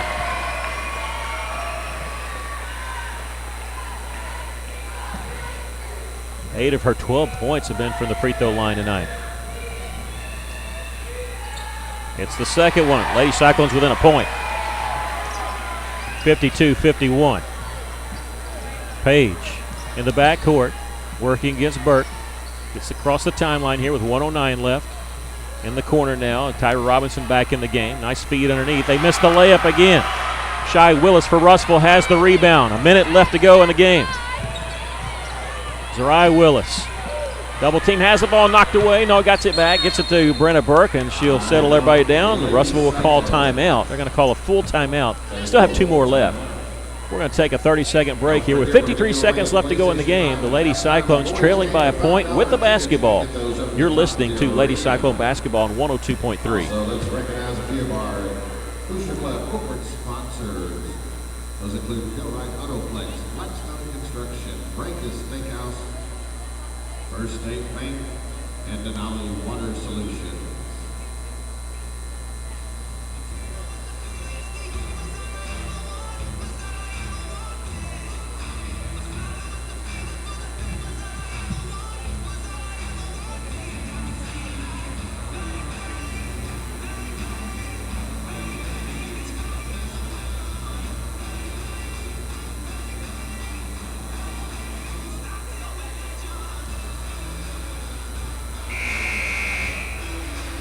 Welcome back. The Lady Cyclones trailing here by a point with 53 seconds left. And we have the basketball. Lady Cyclones have never led in this game. This is the closest they've been since the beginning of the game, since it was 3-0. So 0-0. Parkview opened the game on an 8-0 run. Russ will score the next 6, cut it to 2. And then Parkview ran away with it seemingly. They went up by double digits at one point, but Russell's cut it to 1, and they have the basketball with 53.2 seconds left. Ball inbounded for Russellville to Shy Willis, back to Zariah Willis.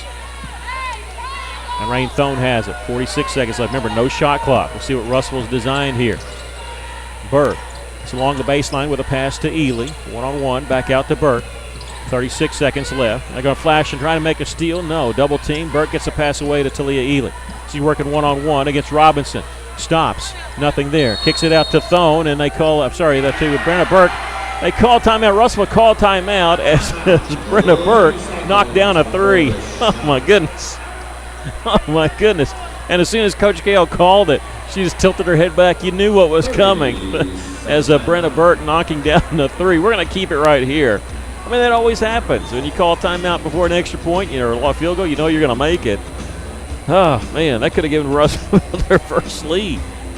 But going to Ely drove, and it was double teamed. The smart play, she didn't force anything because, remember, no shot clock here. And I think the play they designed didn't work. They're going to go with a different one, and so that's what Coach Kill, I'm sure, is drawing up here. Now, both teams still with one more timeout. Lady Cyclones trailing 52-51 here with 26.9 seconds left.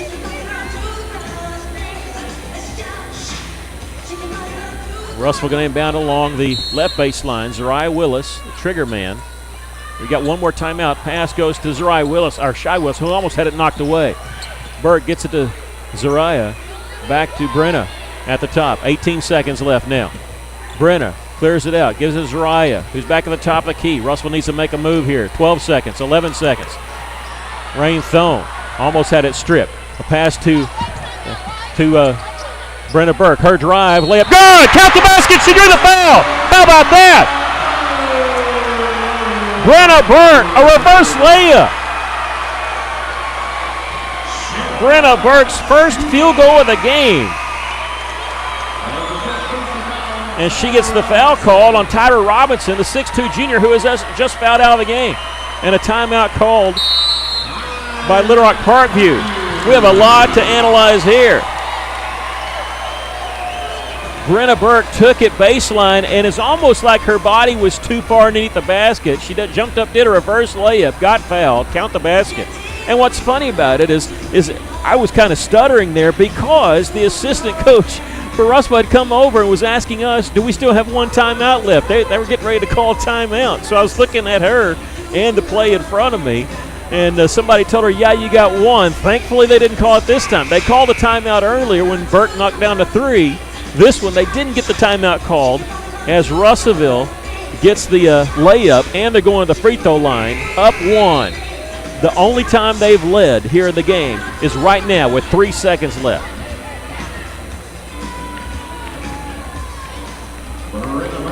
Brenna Burke going to the free throw line for the and 1. 63% on the season coming into this game. She's 2 of 2 tonight. 4 points for Brenna. This really doesn't, I don't say it doesn't matter. It really doesn't matter. If you're up 1 point, 2 points, you're probably only going to get a 3 off for Little Rock Parkview. Some people in this situation will miss it on purpose so that it can't inbound it and set up. But Parkview's out of timeouts. Nope, she's going to try to make it, and she does.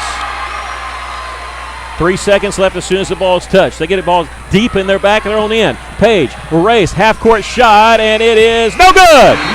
No good. Hit off the side of the rim, and the Lady Cyclones have pulled off a big upset here, considering also how far they were down. 54-52. You think about how far they were down. They never led until 3 seconds left. Gracie Campbell fouled out of the basketball game. Unbelievable. Unbelievable. You give us just a minute to do some totaling for you. Lady Cyclones win it here by a score of 54-52. Did not take the lead until 3 seconds left to go in the game when Brenna Burke, hitting a reverse layup, gave the Lady Cyclones a 1-point lead, got the and 1, got the free throw to go, and Parkview, just inside the half-court line, had a good open look. And the Lady Cyclones win it here by a score of 54-52, and we're going to be joined by Coach Kale. Oh, that's all right. That's fine. I think we're going to be joined by her, but I think she's going to go grab a chair. So that's what I was waiting on, Stephen, before I sent it back to you. We're going to be joined by Coach Kale. And, Coach, did you design it that way where you weren't going to take the lead with 3 seconds left? You know, some games, they just work like that. You know, first I got to focus on this. You called the timeout. You knew it was going to happen when you called timeout with the Burke hitting the 3, but you guys came back because I think is whatever play you all designed, you didn't get the right look, and you were wanting to go to different. Right. And could you just walk us through that last part? What you designed there with about 20 seconds left? So we wanted to get the ball down to Talia, which we got. They guarded it really well, and I didn't see Brenna there. I say this every time. When I call a timeout, there's no doubt that someone's going to make a shot. And it's just my luck of the draw. But we responded well to that. I'm very glad because they could have stopped there because they thought they won the game, you know what I'm saying? Yeah. And they kept playing. We got a great look for the second shot. We got 2 game winners in one game. That doesn't happen very often. And so, you know, our kids just played through adversity. We didn't lead until that last little bit. So it was just a good game for our kids to come back. We haven't played at home in a long time, it feels like. And so it was just a great game. Coach, you were down by double digits at one point. It seemed like there's times where you get close and then lose it again. How did you keep this team together through all that? Because they never gave up. They gutted that out. This team is different than all the rest. They keep themselves together. Each of them holds each other accountable. and they're like really like glue. So they don't break very easily. And man, this is a fun group to coach because they coach each other. And they want to win. And so it's really nice to coach these kids. Well, congratulations. Go celebrate with the team. Thank you so much. That's Coach Jay Kale. The Lady Cyclones win it on a fantastic comeback. Did not lead until 3 seconds left. Brenna Burke, reverse layup, gave the Lady Cyclones a 1-point lead, made the free throw for the N1. They win it 54-52. We're going to give you the totals here before we break and transition over to the boys. Lady Cyclones had 3 players in double figures. Gracie Campbell and Talia Ely both with 13 points. Remember, Gracie fouled out of the game. Shaisha Willis with 10 points. Boy, she was big. 8 points in the third quarter. 6 points for Rain Thone. 5 points for Brenna Burke. And 2 points for Zariah Willis. For Little Rock Parkview, they were led by Jordan Gregory at 16 points off the bench for the Lady Patriots, and Tyra Robinson with 12 in the game. But Lady Cyclones, as you heard Coach Kale, faced adversity, came through it. I'm telling you, at some points, if you weren't watching the scoreboard, you'd think, which is where we were down 20 as the way we were playing. But Lady Cyclones gutted that out, ended up coming back from double digits, being down double digits, and picked up their 4th victory on the season with a victory over Little Rock Parkview, 54-52. We're going to take a 2-minute break. We come back, we'll transition and look at the boys' game tonight. Cyclones taking on Little Rock Parkview. You're listening to Cyclone and Lady Cyclone basketball on 102.3.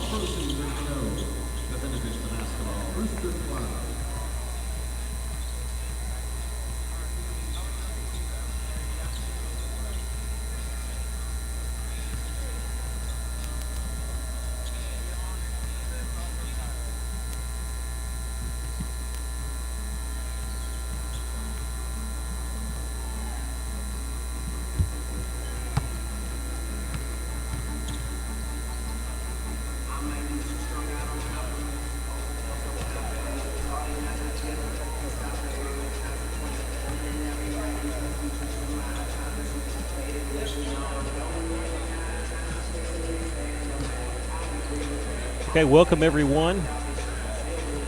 Be joined by the radio here in just a moment.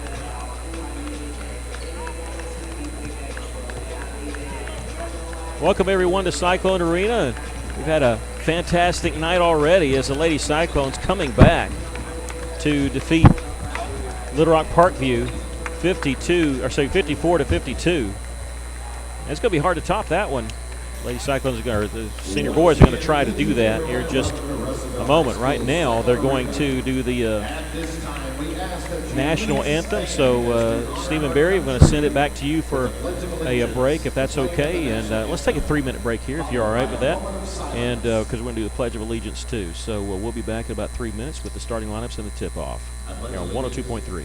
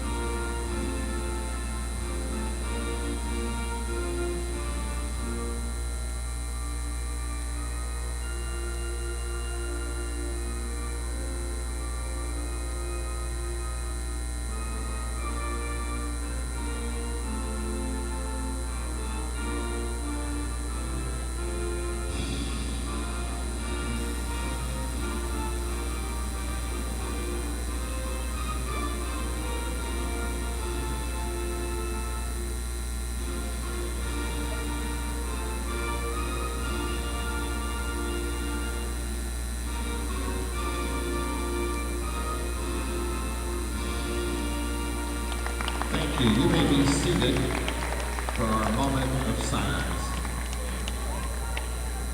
A moment of silence, thank you.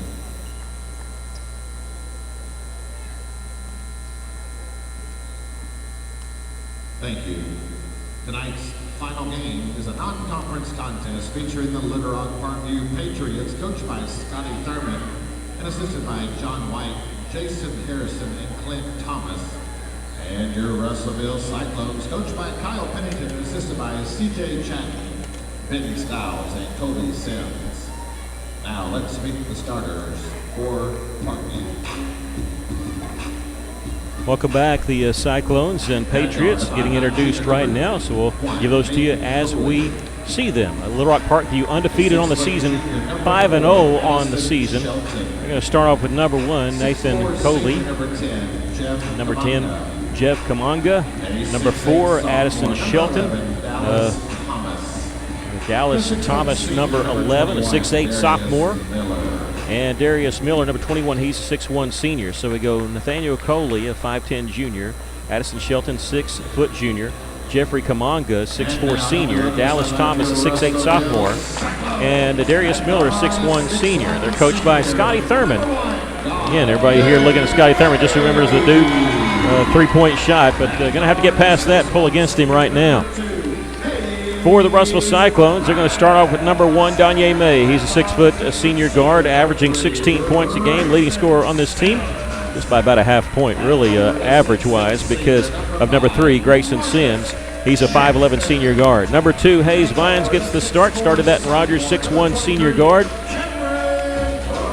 Marcus Jackson, the 6'6 senior forward, averaging 4 points a game. And Cameron Frazier, number 23, 6'3 sophomore forward, who is a force blocking shots. He's also the leading rebounder on the team. Cyclones in their home white uniforms. They're coached by Kyle Pennington.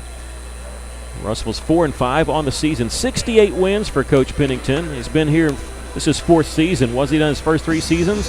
Well, he's just won back-to-back conference championships. That's been it.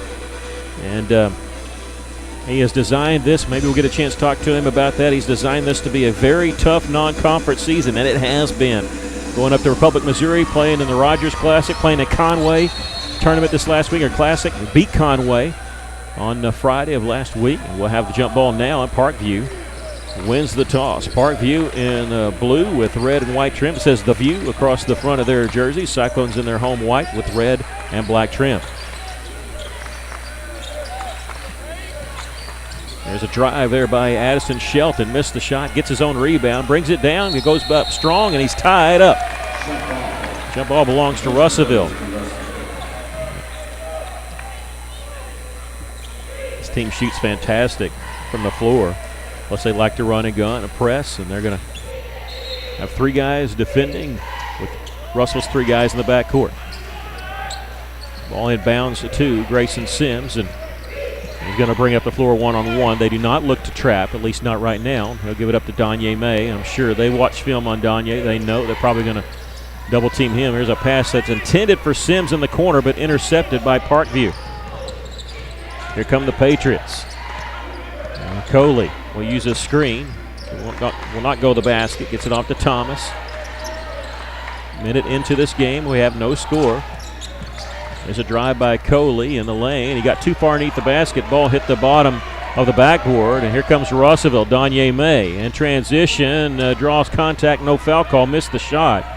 And Parkview has it, and going to the floor there with a nice job of Shelton not walking with it, was able to give it up to Dallas Thomas, the 6'8 sophomore, is working against Cam Frazier. They're going to set a screen, get him a look there, and there's a 3 that's partially blocked by Cam Frazier.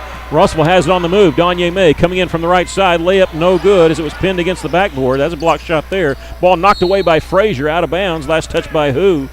Frazier touched it last for Russellville. I'm going to say this a lot this season. Frazier with the block. Cam Frazier likes to block shots. He likes to clean up the glass. Had that block of a 3-pointer there.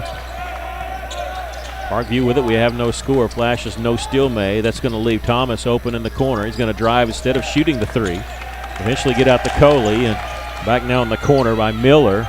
Pass along the baseline. A brief 5-on-4 as Russell went for the steal. Missed it. Baseline jumper is no good. Rebound. Here's Frazier with the rebound. And Frazier's 2nd rebound already in the game. Donye May will bring it up the floor for Russellville. 2 minutes into this game, and nobody has scored yet. Here's Hayes Vines on the left wing. He's scored in double figures 2 of his last 3 games. Here's Grayson Sims launching a 3, and no good. Boy, that one looked good as soon as it left his hand. It just hit the iron, came right back out. So no score. Parkview with it in transition. Shelton, the layup good. Addison Shelton goes all the way. And 2 points are there for Patriots. It breaks the scoreless tie at 0. Now 2-0. Sims, here comes a double team. He backs away from it, sees it coming, gets a pass over to Donye May. He's double teamed. Russell needs help. Pass in the front court to Marcus Jackson. He's going to be fouled. This will be on Darius Miller, who went for the steal and got all arm. There was an easy foul call there.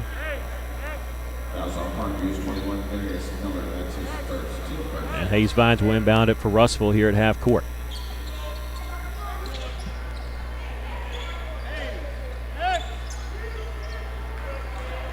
May for Russellville has it at the top to swing it around right side to Vines. Coming off a screen is Grayson Sims. He'll launch the 3. This one misses. Rebound Parkview. And Shelton, who has the game's only point, gets it off to Kamongo, who probably got away with the travel there. And back over to Shelton on the right side in the corner to Thomas. Under 5 minutes to play, and it's just 2-0 here, Parkview. There's a drive to the basket with a foul on the way to the basket. This is going to be on to Grayson Sims, his first and Russellville's first. 4:47 left to play here in the first quarter. Russellville trailing 2-0. Cyclones averaging 56 points a game. And the pass inside to Miller, and he'll kiss one off the glass. 4-0.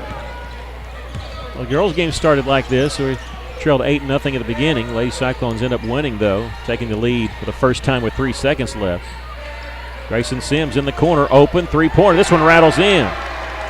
If you're a shooter like Grayson, you keep shooting. It doesn't matter what's going on because it's just a matter of time. And Grayson now, with 27 made threes on the season, he's 38% shooter from out there. There's a baseline jumper by Darius Miller, which is good, and we have a timeout. Nope, we got a foul in the back court. That's going to be on Coley, his first, team's second. Jalen Thomas Miller, a 5'10 senior, checks in for Little Rock Parkview. 4:09 left to play here in the first quarter. They're going to pressure once again in the backcourt. This is Jalen Thomas Miller working against Grayson Sims. Double team. Backs away from it. Pass in the front court. Russell has a brief man advantage. Vines will slow up and set up the offense. Here's Cam Frazier popping out in the corner behind the three-point line. Get the pass. Out now to Hayes Vines. Russell trails by 3. A drive by Vines and count the basket, and he drew the foul. How about that? That foul's on number 12, Jalen Thomas Miller.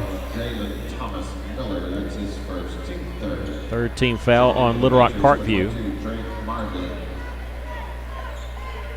And Vines going the free throw line to try to tie this game. 3:47 left.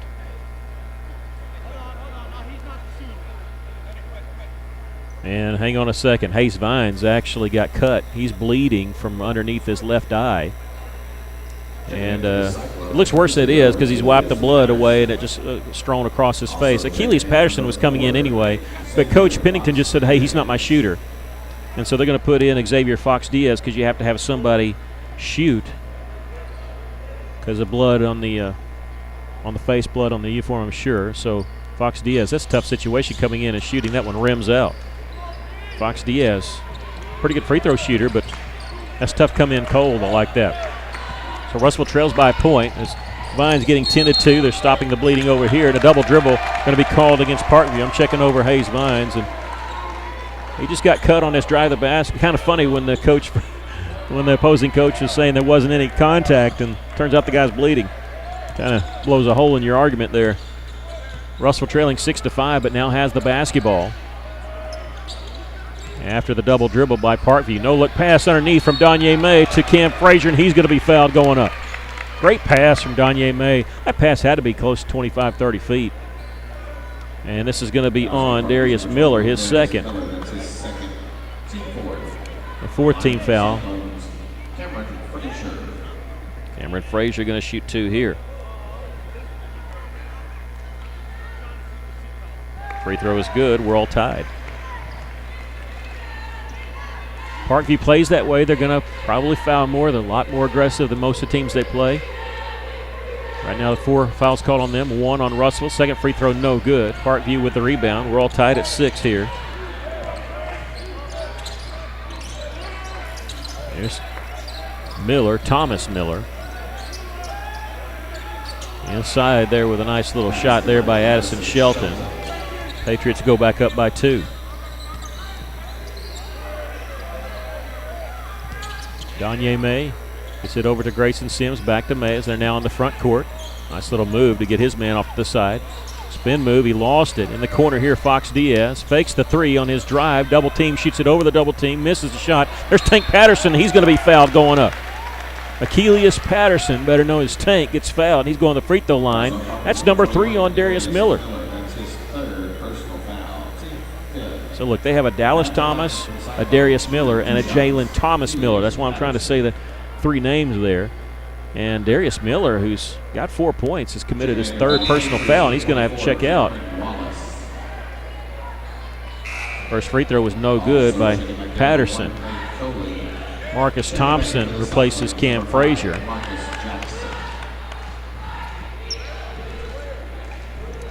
Hayes Vines still being patched up. They still can't get the, I think they finally got the blood stopped, and they're trying to patch up the cut.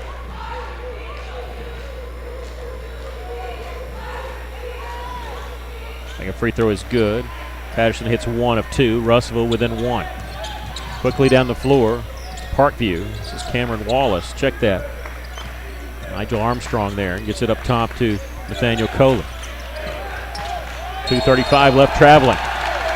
They can't really fault Cameron Wallace there. He was going to pass it over to Coley, and Coley, right before Wallace passed it, he took off to cut down low, and Cameron Wallace was either going to travel or he was going to throw it away. And now I don't know that 2 officials have come to the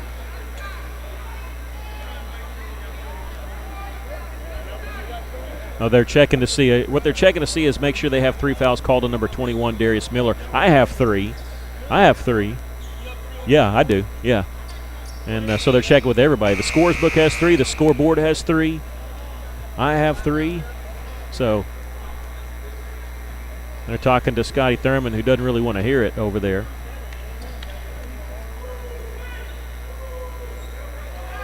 He kind of has, look, I'll be nice about it, but I'll be factual. He kind of has a reputation of not getting along with officials. I guess that's the nicest way to say it. And if you've heard the stories over the last 2 or 3 years, you know exactly what I'm talking about.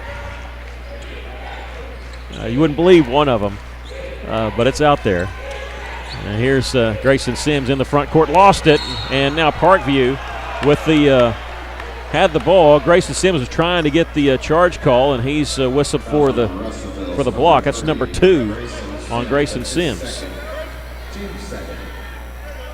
And Coach Pennington just said, Grayson, you got 2. He's going to leave him in there.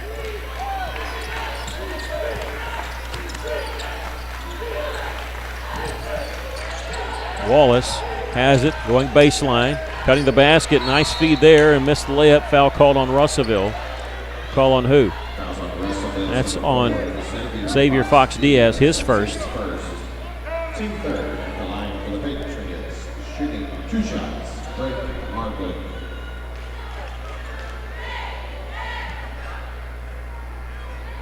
Yeah, it's 3 team fouls on Russellville. It's a shooting foul here. First free throw is good. Little Rock Parkview's led this entire game so far. Russellville did tie it up at 6 and had a couple chances to take the lead. Second free throw is good. They're a very good free throw shooting team too. They have 3 guys who are more than 70%. Russellville almost turned it over in the back court. Trailing 10-7, Danye May. Bring it up the right side of the floor, double team. Nice scoop pass underneath. Here's Patterson. He missed his shot. Might have been partially blocked. And here come the Patriots. Minute 50 left here in the first quarter. Russellville trailing 10-7. Coley with a drive. Kicks it back out. 3-pointer by Thomas Miller is good. Jalen Thomas Miller, his first field goal of the game, just like that. Like a tie game, and now it's a 6-1 run for Little Rock Parkview.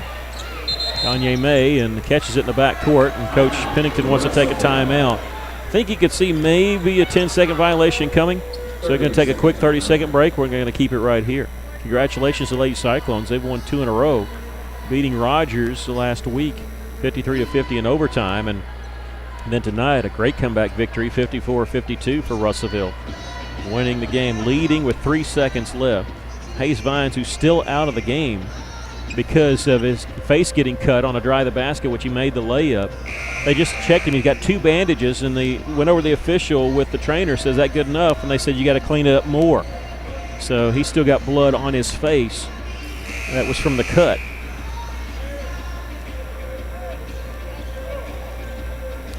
So he's back with the trainer, getting a lot of that cleaned up now.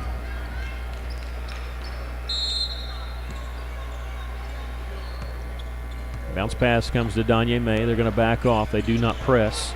Grayson Sims, a pass in the front court to Patterson, back to Grayson. Grayson to the free throw line, gets it in the corner to Patterson. Here's Fox Diaz. He'll launch the 3. This one's good. Xavier Fox Diaz knocks down his 3rd 3 of the season. He's actually got a really good percentage shooting from out there. Now whistle and hand check foul is going to be called on Russellville. That's on Grayson Sims. That's number 3 on him. Cameron Diaz.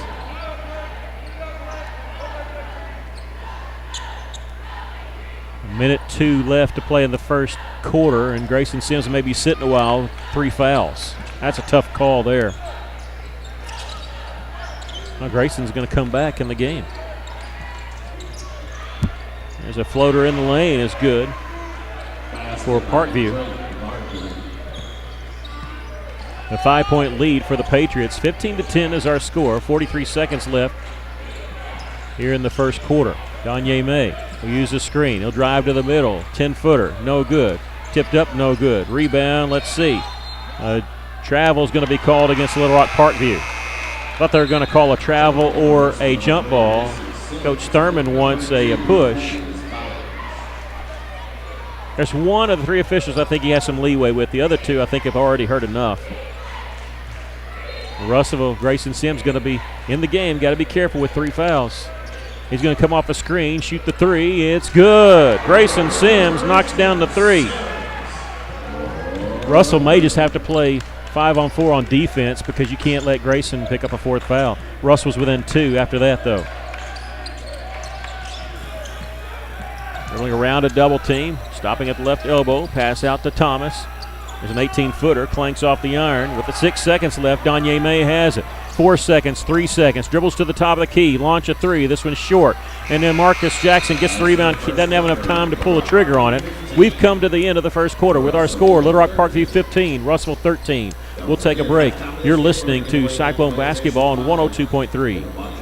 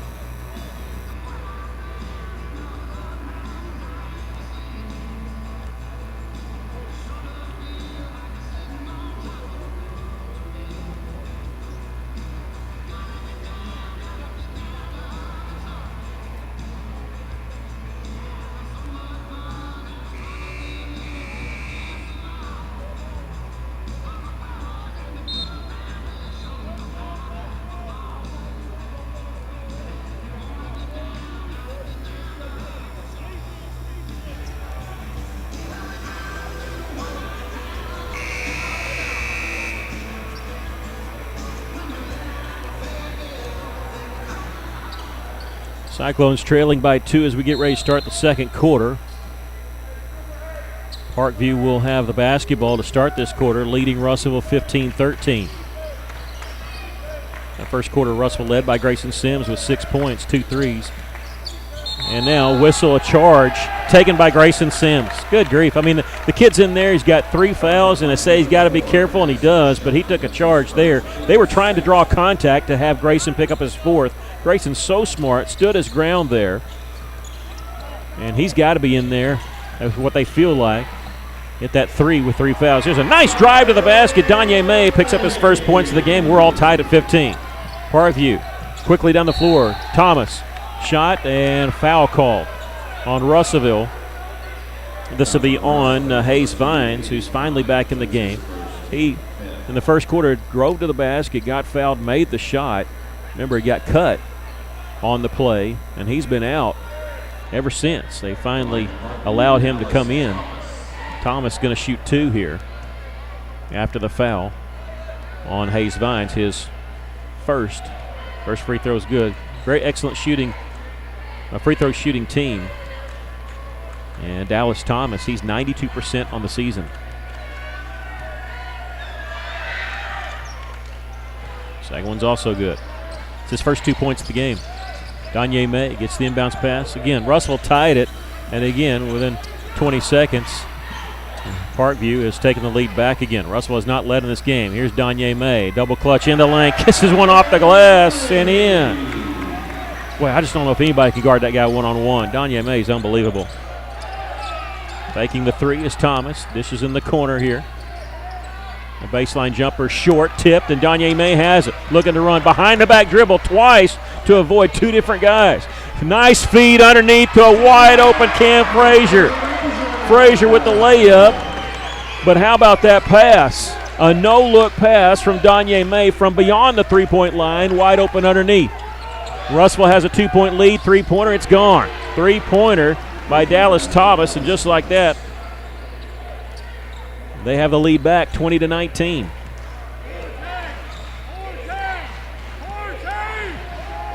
Goodness gracious, Danye May, 4 points and a couple of assists there. 2 on no-look passes. As Grayson Sims will give it off to Hayes Vines, who's now playing with 2 Band-Aids on his face. His shot on the drive is blocked out of bounds.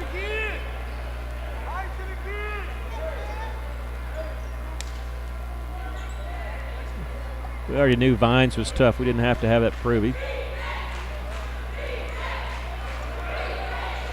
He's a tough kid out there, and he catches it. He's open for three from the right side. That one's no good. With the rebound is Sanders for Parkview. Dishes it off, and Parkview wants to run. Throw it in the corner, and mishandling it was Thomas. Almost would have been called with a travel if he had caught it cleanly. He threw a pass that was knocked out of bounds by Russellville, so Parkview will have it along the left baseline. And bounce pass comes to Wallace in the lane. A shot a little too strong. Rebound Danye May. Pushing up the floor, doesn't really have the numbers, likes the angle, gives it off Grayson Sims, three-pointer. This one no good. Cam Frazier trying to get the rebound. It was knocked away. Parkview has it in transition. Coming in from the right side is Sanders. Whistle, and shot missed. Foul called on Russell. I think this is going to be on Cam Frazier. Nope, it's going to be on Marcus Jackson. His first, the sixth team foul on the Cyclones.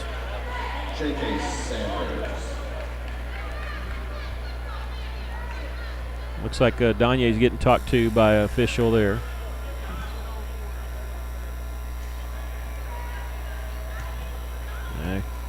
Jacavian Sanders shooting two here. First free throw is good. Patterson replaces Frazier. Vines will check out. And in the game for the first time, Caleb Carter, the 6'3 junior.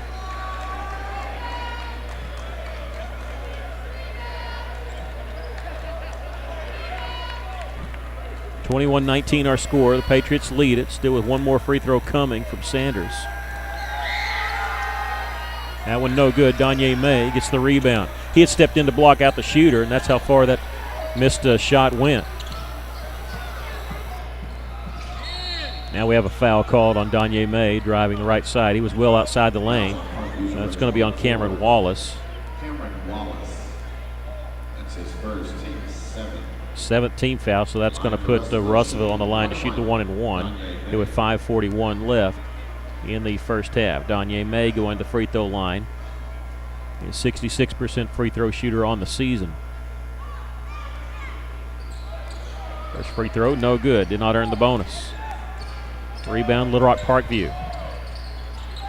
The pull-up jumper the other side, 15-footer is good by Addison Sheldon.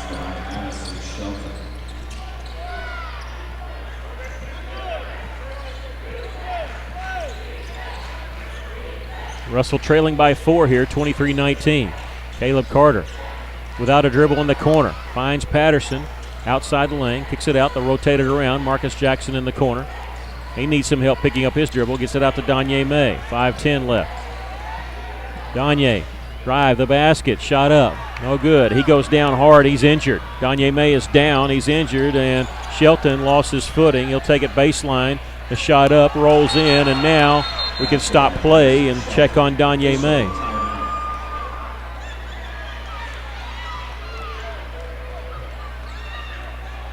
Danye May is down holding his left foot or left ankle on that last play. Russellville wanted a foul call, didn't get it. Went the other direction. They Patriots had a layup.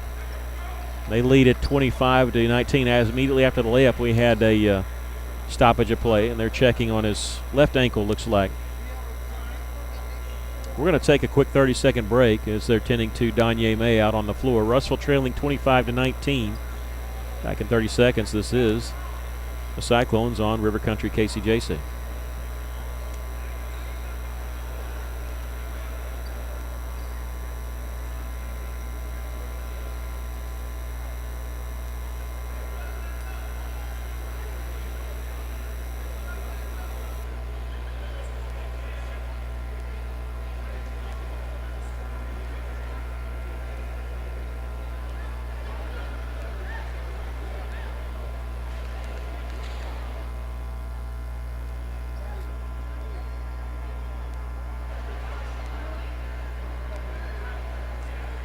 Still tending to Danye May.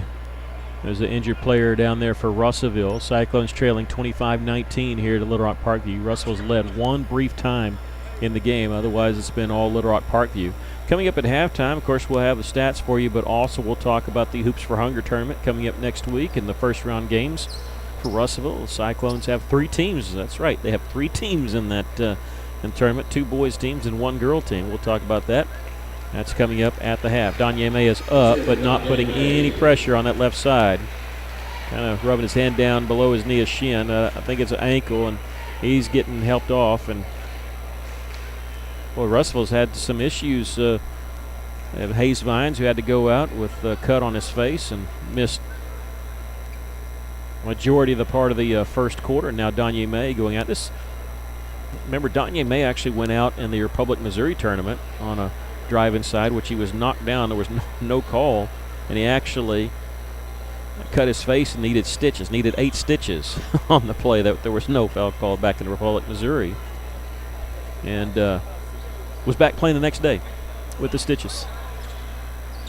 So, but he has not been taken to the training room. He is just behind the bench here, so it should be Russell basketball. The official says they just made the basket, so it's Russell ball. Cyclones trailing 25-19. 4 minutes, 55 seconds left to play here in the first half. Some adversity for Russellville. 2 players injured, one with 3 fouls. They've had to play through it. One of the players injured, 2 bandages on his face. It's Hayes Vines. He brings it up the floor himself, gives it up to Grayson Sims. He's the one with 3 fouls. Grayson Sims, the leading 3-point shooter on this team, second leading scorer. Carter in the corner. Use a screen to get it off to Grayson Sims. A little floater in the lane. He's knocked down. No foul call. Missed the shot. Patterson keeps it alive for Russellville. The official motions over to Coach Pennington, said he was straight up and down. I don't know about that. Jackson catches it in the corner. Now he needs some help as he picked up his dribble. Gives it over to Caleb Carter. Carter drives, nothing there. Backs it back out, still with the basketball. Still dribbling on the right wing. Now picks it up. He'll launch the 3. This one good. Nothing but net for Caleb Carter. Good time for his first basket. His 4-3 on the season. Missed shot the other direction. There's Carter getting the defensive board. He thought he was without a dribble. Might have been a safe side. And he gets it off to Grayson Sims, and now a timeout called by Coach Pennington.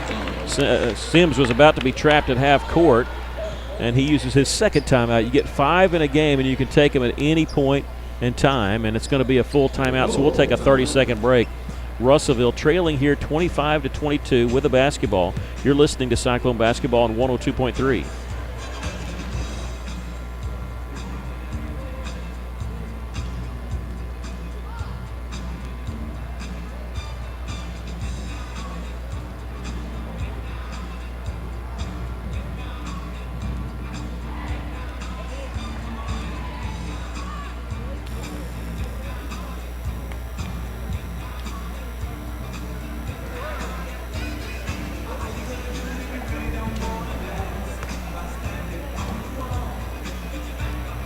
Welcome back to Cyclone Arena. The Cyclones trailing Little Rock Parkview by 3, 25-22. Give you an update on Donye May. They have not taken him back to the training room. It is his left ankle. They have taken the shoe off and they're rewrapping it. I mean, unless his bone's sticking out, even then, he's probably going to try to come back and play. That's how tough that kid is.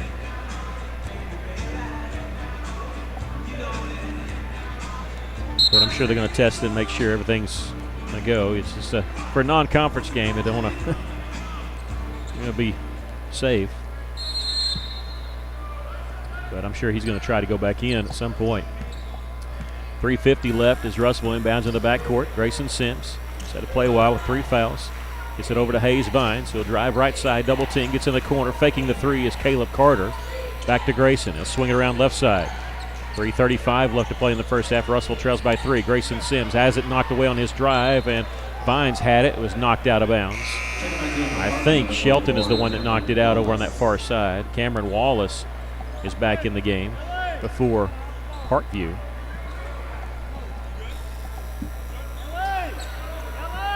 Look at this. Donye May, he's at the scores table. It's unbelievable. He's going to check in at the next dead ball. Hayes Vines gets on the right side. Grayson's man fell down. I didn't see him. He was underneath, wide open. Grayson pops out, but he doesn't have the basketball yet. Carter on his drive. Splits the double team, draws the foul. He was going up with it, so he's going to get 2 shots here. That'll be on number 24, Cameron Wallace, his second. 8th team foul, but it's a 2-shot foul anyway. Caleb Carter shooting 2, 44% on the season.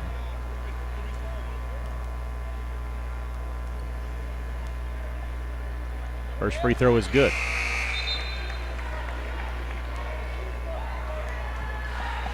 Danye May checking in. Nope, he's going to check in for the shooter, so not checking in yet. Second free throw no good, so we're going to have to wait on Danye coming back in.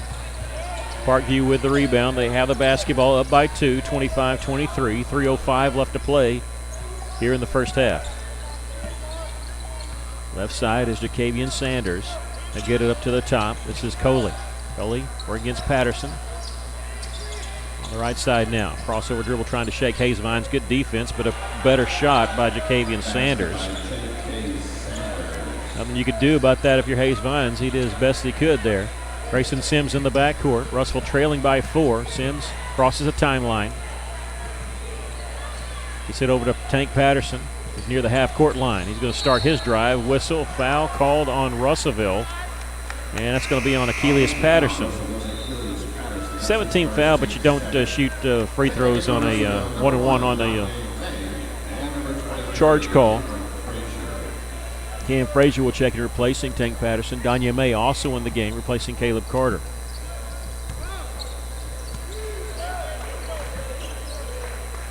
With the basketball, Wallace. He's going to drive around Frazier and kiss one off the glass. His first basket. They just keep coming at you. Within a possession, all of a sudden you look up, you're down 6. Danye May gets it off to Grayson Sims. Right side three-pointer, rims out. With the rebound is Jalen Thomas Miller. Now give it off to Sanders. Stop in the front court. Coley, he'll try his hand at 3. This one no good. Frazier with the rebound for Russellville. Handed it off to Danye May. It was knocked away, but Parkview can't save it in bounds. 1:53 left to play here in the first half. Cyclones trailing 29-23. Bounce pass comes over to Grayson Sims. 1:50 left in the first half. Again, no shot clock in this game. Russell's played more games with a shot clock than without. Danye May posting up and tried to feed it inside to Cam Frazier, but they knocked him to the floor. Coley's picked up his second personal foul, and Danye going the line to shoot the 1-and-1. Danye fell down immediately. I'm looking at his ankle, which you can tell right now is heavily taped, but seemed fine on that. Caleb Carter will check in for Russellville, replacing Hayes Vines. Hayes doesn't have just 2 Band-Aids. Now I'm getting a close look at it. It's like 3 or 4 combined into 2. Big X on his face where they drew blood earlier in the first quarter. Danye's free throw is no good. With the rebound is Cam Wallace for Parkview, and he's going to bring it like a house of fire all the way and lost it going up. They're going to call a foul on the Cyclones. This will be on who? It'll be on Danye May, his first. The 8th team foul. It's a shooting foul anyway, though. Wallace on line to shoot 2.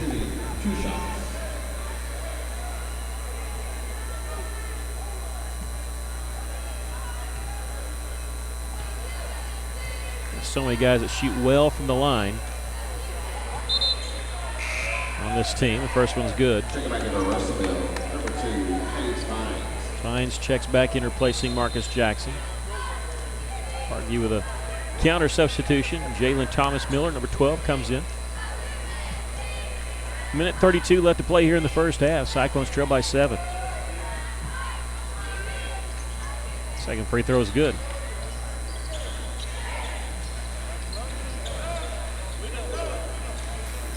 Grayson Sims in the backcourt for Russell. Cyclones trail 31-23.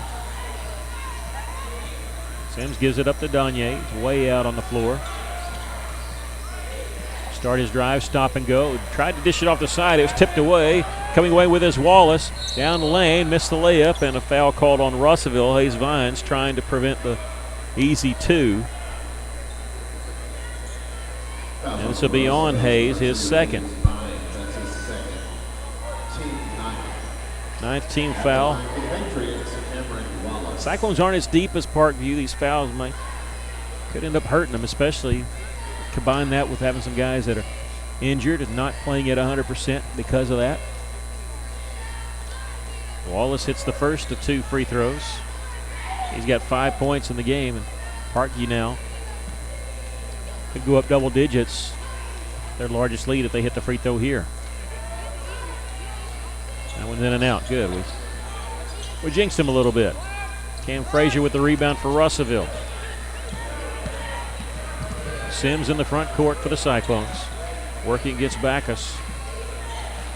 Handed off to Danye May. Backus switches over. Running on the baseline. Here's Grayson Sims knocking down a three-pointer. His first basket of the second quarter. His third three of the game, and now we have a whistle foul called on Carter, who fouled Dallas Thomas, who's shooting a three-pointer, so he'll get 3 free throws. That's Caleb Carter's first, the 10th team foul on Russellville.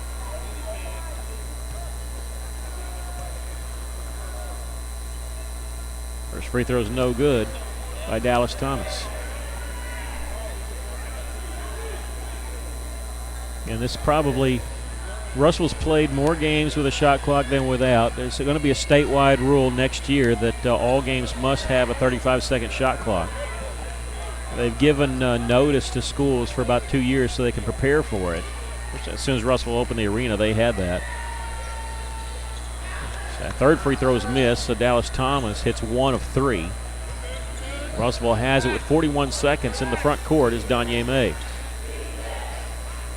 Cyclones trailing 33-26. Crossover dribble by Danye. He'll launch the three. This one's short. Rebound. Frazier tip, no good. Rebound chased down by Parkview. Pass ahead, and Grayson Sims going to make the steal. Makes the interception. 22 seconds left. He's going to slow it up, give it off to Danye. Danye spin move on his drive, has it knocked away. Now it's a scramble for a loose ball. Danye has it. No, it's taken away by Parkview. Russell screaming for a timeout. They didn't get it. Now taken away by Cam Frazier, who finds Hayes Vines. Shot up and won't go. Danye May with the follow, a whistle, and a foul called on who? Get a foul called on Russellville? That'll be on number 2 on Danye May with 5 seconds left. The second foul on Danye. We'll walk it to the other end. It's a double bonus. Head to the line for the Patriots, shooting 2 shots. That'll be Jalen Thomas Miller, who's shooting 2.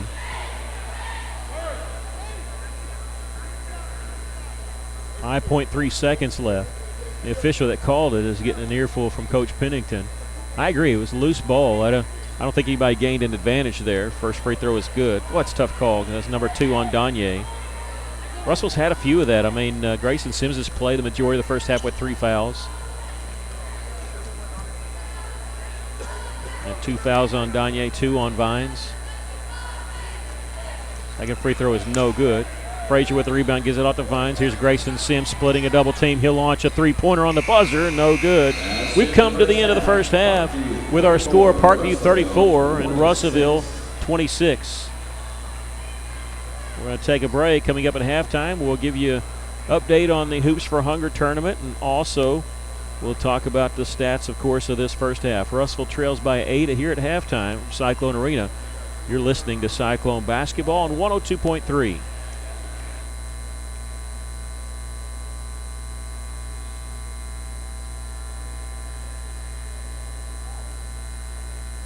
Ladies and gentlemen, bring your attention to center court. Cyclone cheerleaders.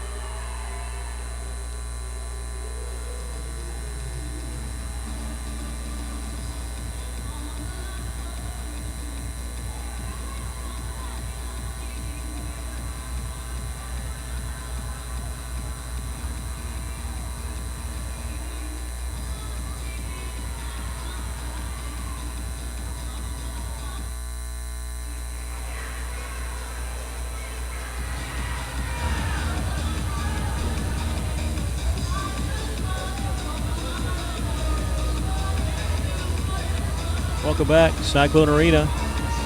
Russellville trails Little Rock Parkview at halftime. Little Rock Parkview leading Russellville 34-26 here at the half.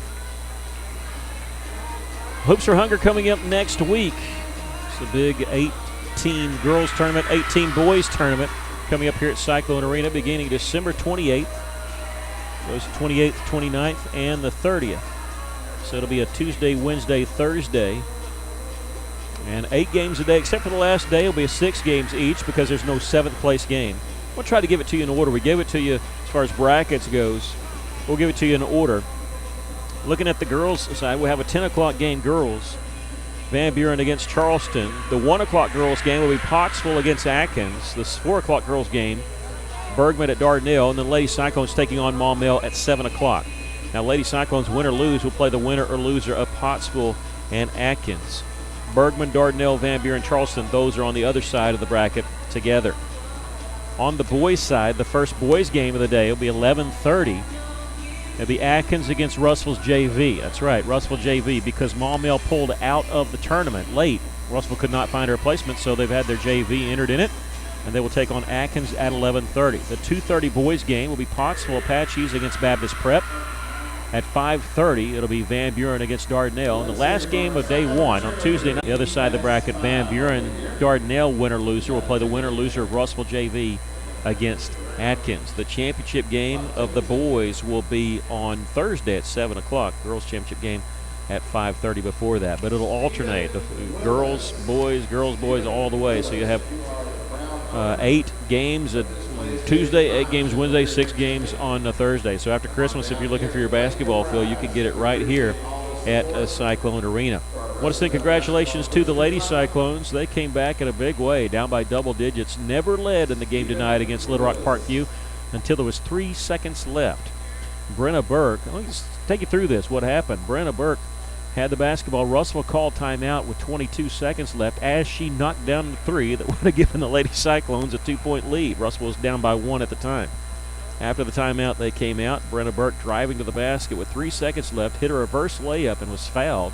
Gave Russellville a 1-point lead. The made free throw gave them a 2-point lead. Parkview missed a half-court shot on the buzzer. Lady Cyclones win that game 54-52. Gracie Campbell fouled out but still had 13 points. Talia Ely, I said she had 13 points, and she did, but got to realize that she had 9 made free throws and none bigger in the fourth quarter. Lady Cyclones got the last 3 free throws from Talia Ely. She knocked down Shaisha Willis, hit 2 free throws in the fourth quarter, and, of course, Brenna Burker and 1.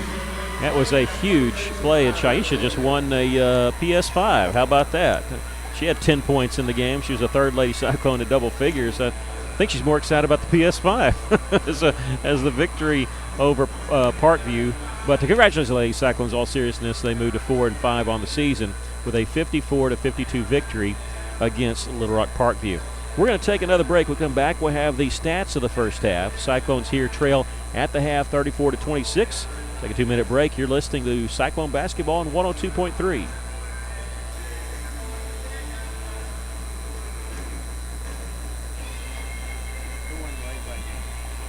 I don't know.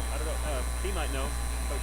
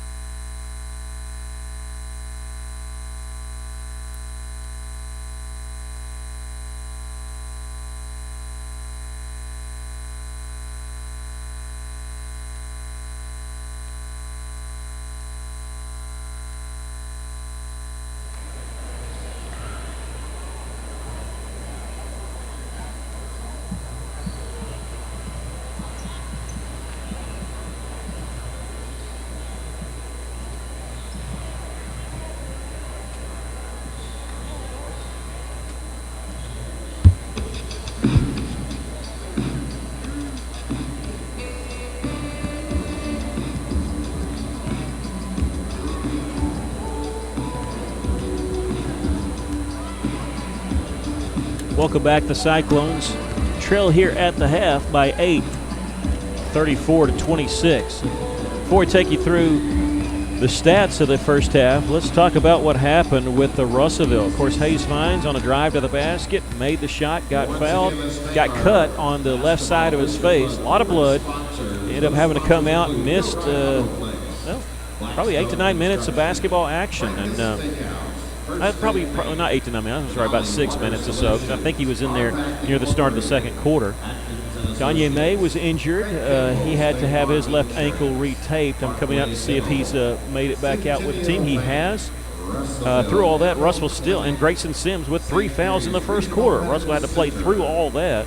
So it's almost kind of a good thing that we're only down 8. But Russellville in that first half was led by Grayson Sims, who had 9 points in the first half. 4 points for Caleb Carter and Danye May. 3 points for Cam Frazier, Xavier Fox Diaz. 2 points for Hayes Vines and 1 point for Tank Patterson. For Little Rock Parkview, they were led by Addison Shelton, who had 8 points. 6 points for Dallas Thomas. Now, Darius Miller for Parkview only had 4. He had 3 fouls in the first quarter, did not play at all in the second quarter. So they had to fight through foul trouble of their own there. But Cyclones trailing 34-26. We're about a minute away from the second half as they've cut it down a little bit. So we're going to reset our clock there. They show 48 seconds. They cut off a couple minutes. So we're going to cut off a couple minutes here. Said Russellville will take a break and then be back in action on Tuesday as they host Shiloh Christian at 8:30. The girls will play at 7 against Small Mill. That'll be the last 2 games of the Hoops for Hunger tournament. Now, after Hoops for Hunger, take a break until the first of the year, and both teams will be playing every night together because conference will start.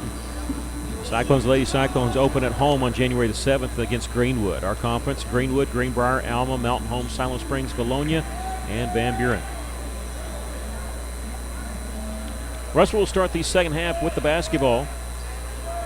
It'll be Danye May, Hayes Vines, Grayson Sims, Marcus Jackson, and Cam Frazier for Russellville.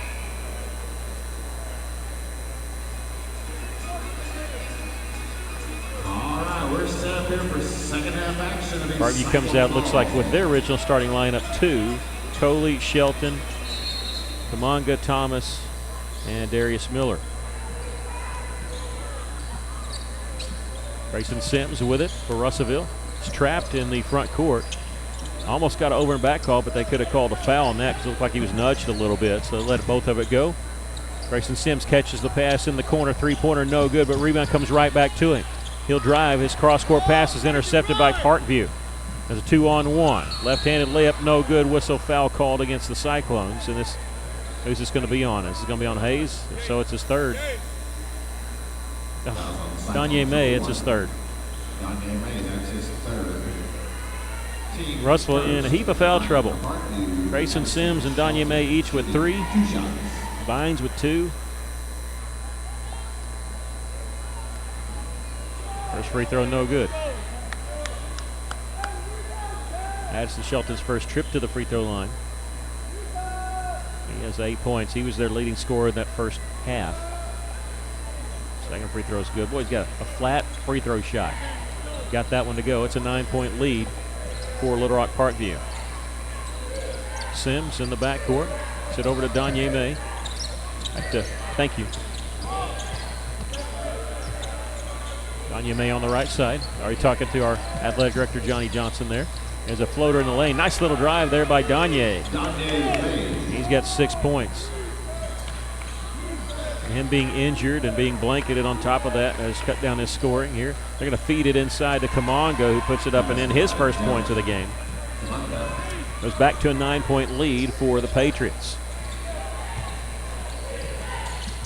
Danye May splitting the double team. Gets it to Marcus Jackson. They'll slow it back up. May with it on the left side. Guarded by Coley.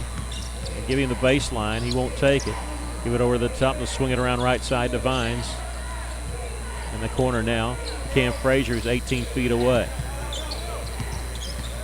Nice little spin move by Danye, splitting a double team there, and his floater is good. Good grief, he's so good at that. And he shoots it sometimes before he even jumps up in the air, so you can't get a beat on trying to block it.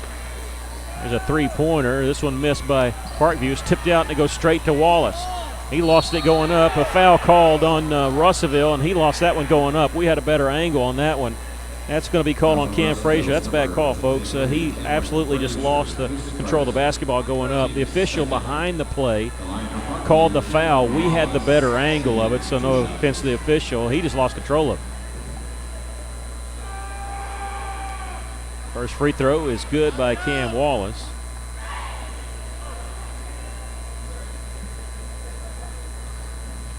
Makes it 38-30. Second free throw is good. At the end of this game, I'm going to total the free throws. It's been quite a few. 6:10 left to play in the third quarter. Russell trailing by 9 once again, just trading baskets or trading two-pointers. Gagne's got 4 points in this quarter, 8 for the game. Nice speed underneath, and a two-handed slam by the sophomore, Cam Frazier. Good feed underneath, and Cam Frazier came in and threw it down. There's a left-handed drive there. Nice shot there by Dallas Thomas, who has 8 points. 41-32. Just going back and forth between a 7-point and a 9-point Patriot lead. Cyclones need to get a stop after they get one of these made baskets. Cam Frazier in the corner, fakes his drive, gets it back out to Sims. Gagne catches it, has a man on his hip, shot, no good, rebound, tipped around a couple times. Parkview has it on the move. Wallace coming in left side, and he'll dunk it. Not with as much authority, but with enough, and now we have a timeout called by Coach Pennington. 5:17 left to play here in the third quarter. Russellville trails at 43-32, the largest lead for the Patriots, and Coach Pennington spending most of this timeout talking to the official. Nobody's come over and said who the timeout is, and it is on called by Russellville. Okay, full timeout, so we're going to take a quick 30-second break. Russellville trailing by 11. You're listening to Cyclone Basketball on 102.3.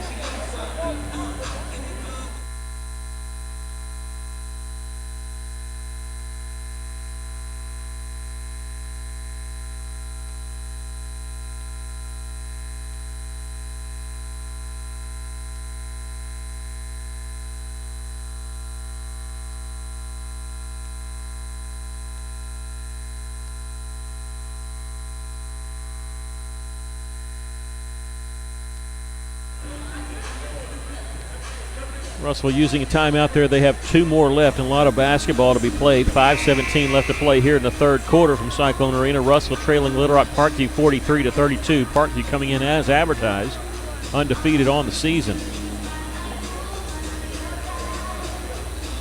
Hasn't helped the fact that Russellville's had to play through a couple injuries and a little bit of foul trouble. Not making excuses, just that's the way it is. But Russellville's come back from both of them and trying to hang with them as long as they can. Marcus Jackson in the front court. Gets it up back to Danye May. Will stop and go. He's going to go all the way. Misses the shot coming in from the right side, and no foul call. Parkview has it. They're going to go quickly. Wallace in the front court. Takes it baseline in his drive. He missed the layup. Looked like he was going to try to dunk it. He was too far away, so he tried to lay it over the iron, and he missed it. Hayes Vines. He'll take it baseline. Nice feed underneath to Cam Frazier. He'll miss the shot. Wallace has it. He'll push it up the floor for Parkview. Coley takes it baseline. Reverse layup with the left hand is good. 45-32 our score. Parkview leading. Grayson Sims in the front court with a pass to Marcus Jackson. Back to Grayson.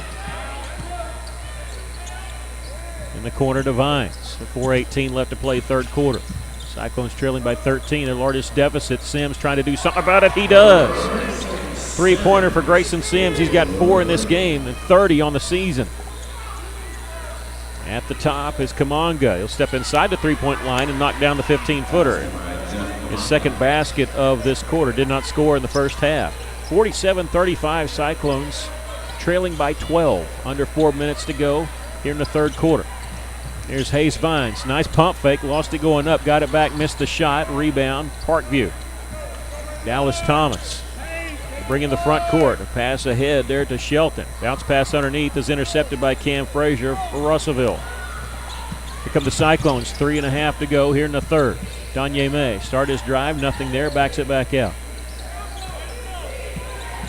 Danye, now boy, just dips around and draws contact, missed the shot, but he's getting to shoot 2 here.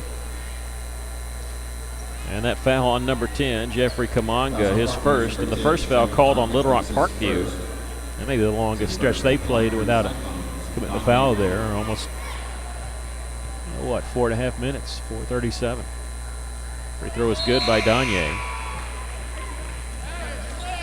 And if you're just joining us, Danye injuring his left ankle. He had it heavily taped. Looks like they've readjusted that during halftime. They still tape, but now it's on the inside of his sock. I'm sure that happened at the half. To get back in quickly, he had it taped on the outside of his sock. In that second quarter. Second free throw, doesn't get the bounce there. We'll get a foul called on Russellville on the rebound. This is going to be on Achilles Patterson.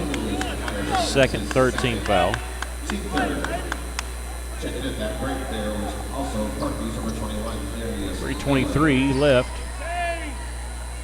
here in the third quarter. J.K. Sanders will bring it up the floor for Parkview. Checks with Coach Thurman. He'll dribble over to the left side. Gives it up to Coley, number 1, guarded by Xavier Fox Diaz. And now we got an illegal screen called on Jeffrey Kamanga, his second and the team's second. He's committed both fouls here in the third quarter for Little Rock Parkview. Xavier Fox Diaz, number 4, inbounded it for Russellville. He knocked down a 3 in that first half. Tank Patterson double team, needs some help. And they give it off, and let's see. Russellville going to call timeout. You have to do it because you want to save possession, but Russellville now down to 1 timeout left with 2:57 left to play here in the third quarter. Cyclones trail by 11. We'll take a quick 30-second break. You're listening to Cyclone Basketball. You're on 102.3.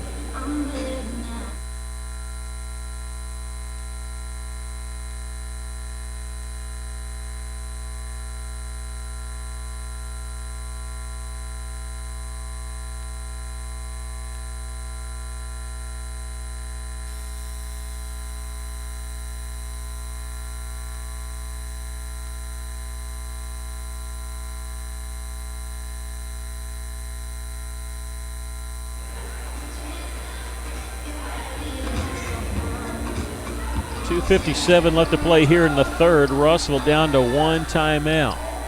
They called a timeout there to save possession. They trail by 11.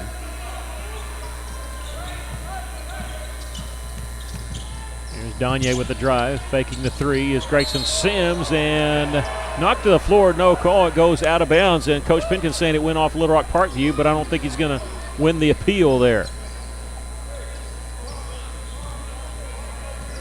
He's saying it went off the leg of the Patriots, but they give the ball to Little Rock Parkview.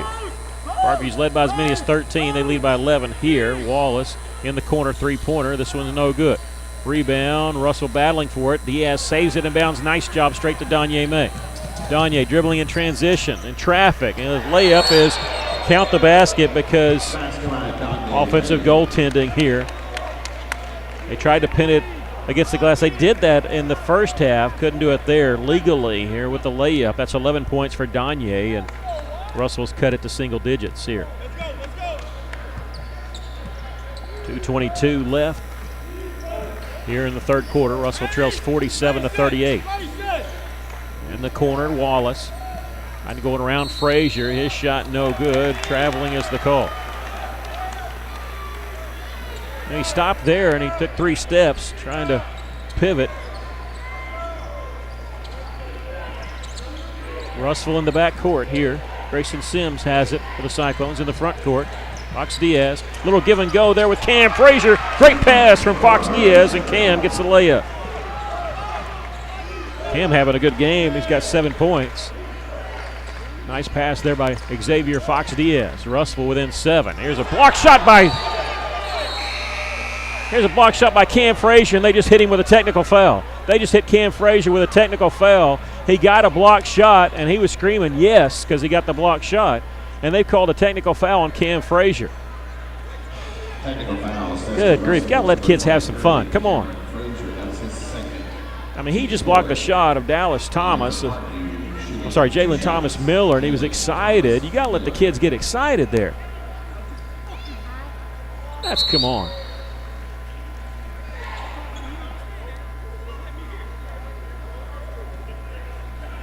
And now the official just got on to Coach Pennington. He was talking to Cam Frazier. He was saying, you got to be calm in that situation.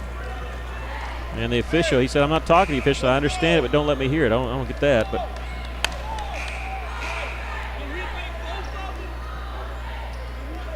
he made the second free throw. They're asking if he made the first free throw too. He did. So it's 49-40.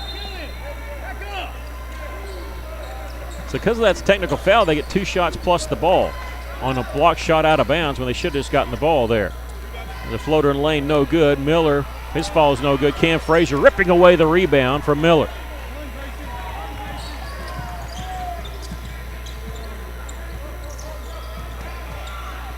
Here's a drive to the basket. Nice little move by Danye May, and he draws the foul. Count the basket. Boy, he just has a way of hanging in the air there. J.K. Sanders picks up his first personal foul, and the team's third.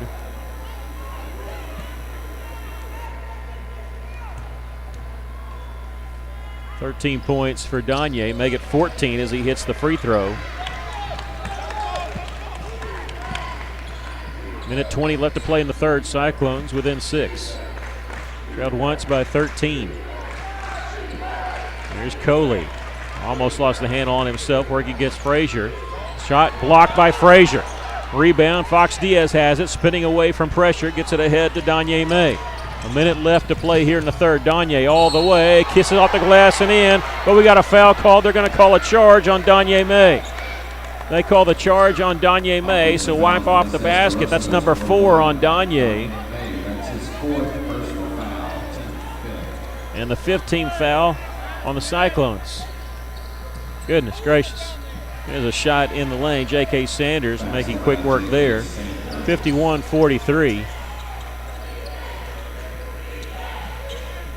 Grayson Sims in the backcourt for Russell. Crosses the timeline. Here comes a double team. Avoids it. To the Fox Diaz. 36 seconds left to play here in the third quarter. And now we have a foul called on Little Rock Parkview. And this is on Darius Miller, his 4th. Fouls on Parkview is 21. Darius Miller, that's his 4th. 31.7 seconds left to play here in the third. Russell going to inbound it along the left baseline. Cam Frazier at the top, gives it up to Danye on the right side. He'll drive, shot, no good. It was blocked, a whistle foul called on Little Rock Parkview. Nathaniel Coley, his 3rd. The team's 5th. Danye going to the free throw line. He has 14 points in the game. 27.3 seconds left to play here in the third quarter. First free throw is good by Danye. He's got 15. The Cyclones trail at 51-44.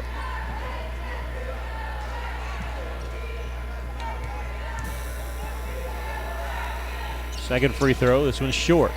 Rebound, Little Rock Parkview. Coley slows it up for Parkview. So over to Coach Thurman, he checked the clock. They're going to run their offense here. Sanders in the corner, wide open. His defender fell down. 3-pointer is good. Before number 12, Thomas Miller, his second 3 of the game. Danye May in the front court with 1 second, pulls the trigger on it, misses on the 3. We've come to the end of the third quarter. Russell trails by 10. We're going to take a break. Cyclones trail here 54-44. Take a 60-second break. You're listening to Cyclone Basketball on 102.3.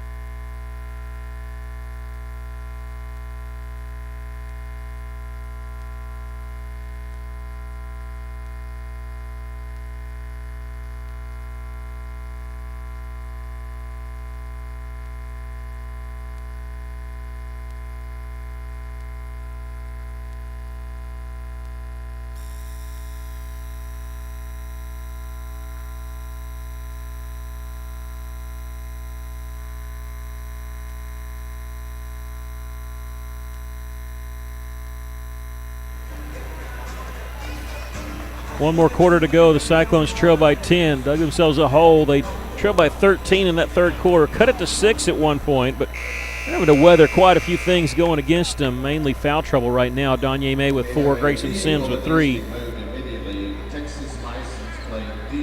And obviously I'm checking. Donye May is going to be on the floor, as is Grayson Sims, along with Hayes Vines, Cam Frazier, and Tank Patterson. Parkview will have the ball to start the fourth quarter.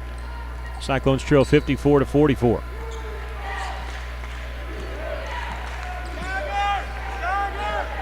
Russell's not shot their typical lights out, as it seems like they do here at home from beyond the arc. It's kind of hurt him. There's a reverse layup, nice feed inside. There, Dallas Thomas getting the basket. He's got 10. 12-point lead for Little Rock Parkview. Grayson Sims has his pass tipped away, and it looks like it's going to be a breakaway layup for Sanders. The layup is good, and he just got hit with a technical foul. He hung on the iron. He lost it actually going up. He was right above the rim. He lost the handle on it, and he got the dunk, and he swung on the rim. That was an easy technical foul call, to be honest with you. And even Scotty Thurman agrees with that one. He didn't agree very much with an official. But Russell going to have the ball anyway, but they get to shoot 2 technical foul free throws, and the free throw there is good. Sanders, it counts as a personal foul too. Russell hits both free throws.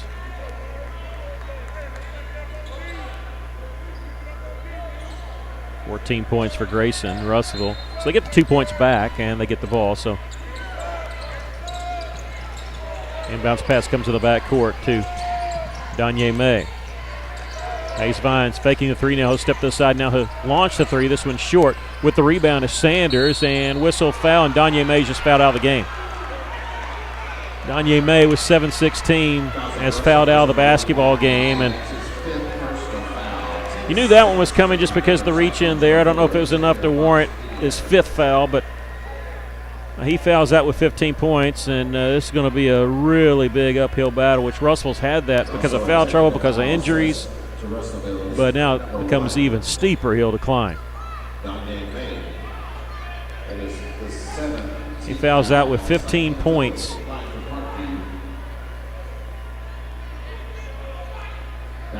And Dallas Thomas going to shoot a technical foul. Is that right? A technical foul's been called. All right. So the first free throw is good. I missed that. I was looking down at counting the points. Second free throw good.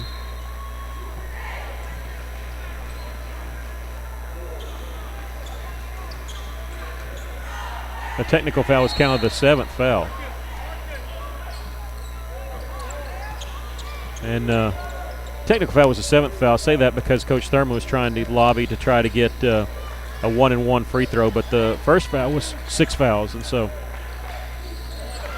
I don't know the rule on that, to be honest with you. I think you get 2 free throws because of technical foul, so there's not extra free throws there. Pretty sure that's the rule. 60-46 after all that, make it 63-46. And Russell just not a lot of firepower here because it's on the bench fouled out mainly. Their main scorer there. Second leading scorer is Grayson Sims. It'll be up to him to do the majority of it, but he's had to play through being in foul trouble. He picked up 3 fouls in the first quarter. Russell trails 63-46. Russell had cut it to 6 in the third quarter. Trail here big, and Grayson Sims open for 3, and he knocked it down. Nice find there from Hayes Vines. Russell within 14. Don't give up in these Cyclones, guys. 6:16 left. Here at the top is Sanders. Gives it up to number 12, Jalen Thomas Miller. He'll dribble all the way over and hand it off. 6:04 left. The pull-up jumper, a little short. And there's Frazier with a rebound for Russellville. Hayes Vines sees a double team, gets around it. And now picks up his dribble, has it knocked away. Parkview, pass ahead. Boy, what an interception there by Cam Frazier. Cam, long pass ahead to Grayson Sims. Sims going to drive, draw contact. He's going to be fouled on his way to the basket. 2 officials had it. It'll be on number 22, they say. And one official saying 2 foul shots, the other one saying 1 and 1. So we're going to have to get together on that. The official saying 1 and 1 is not one of the 2 officials that had the foul call. Now they're going to say 1 and 1. It is a 1 and 1. Oh, he's going for the shot there. Sims will shoot the 1 and 1. Free throw is good. Doesn't matter. Grayson says, I got this here. Grayson has 18. His season high was 23 against Greene County Tech. Second free throw is good. He's got 19 now in this game. 63-51. Cyclones within 12. 5:35 left. Saw Parkview girls have a big lead and didn't really milk any clock. They were shooting quick, and Parkview boys doing that here, and they miss a three-pointer. However, they get the offensive rebound, going back up strong, hitting the basket, drawing the foul. Wallace hits the basket. He's got 9, and the foul is against Marcus Jackson, his second. If you're just joining us, Danye Mays fouled out of the basketball game with 15 points. Free throw there by Wallace is good. He now has 10 for Little Rock Parkview.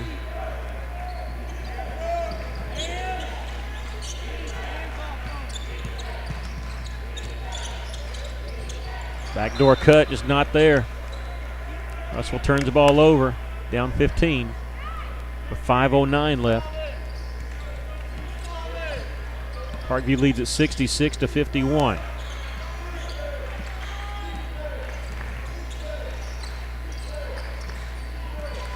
Tank Patterson in the game for Russell. Ball knocked away. Hayes Vines has it. It's a 2-on-2 if he wants to do something about it. Splitting a double team there, avoiding a man.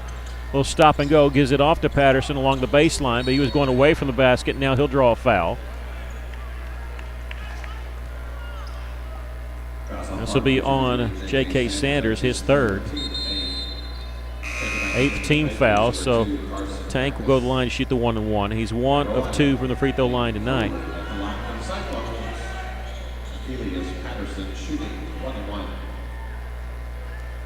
4:43 left to go in the ball game. Russell trailing 66-51. Free throw's good. He earns a bonus. Lady Cyclones in action on Tuesday. The Hoops for Hunger tournament, as is the boys. The girls will play at 7 o'clock against Maumelle. The boys will play at 8:30 against Shiloh Christian. That'll be first round action. And Hoops for Hunger tournament will go Tuesday, Wednesday, Thursday of next week.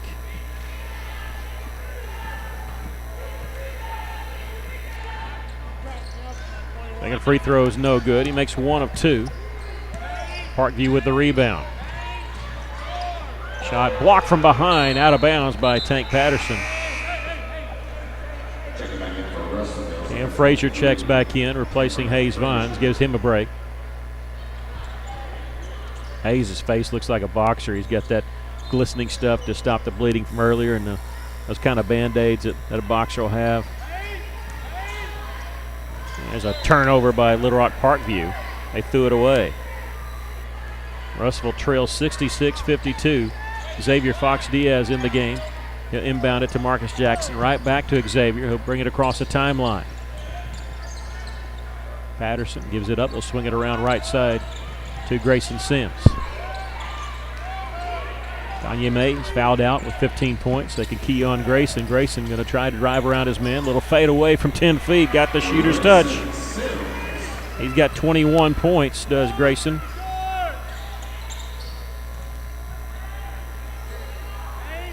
At the top is Coley. Coley kicks it out to nobody. Closest man to the official, and I'm going to say last touch by Russell. Russell must have knocked it away there with 3:58 left.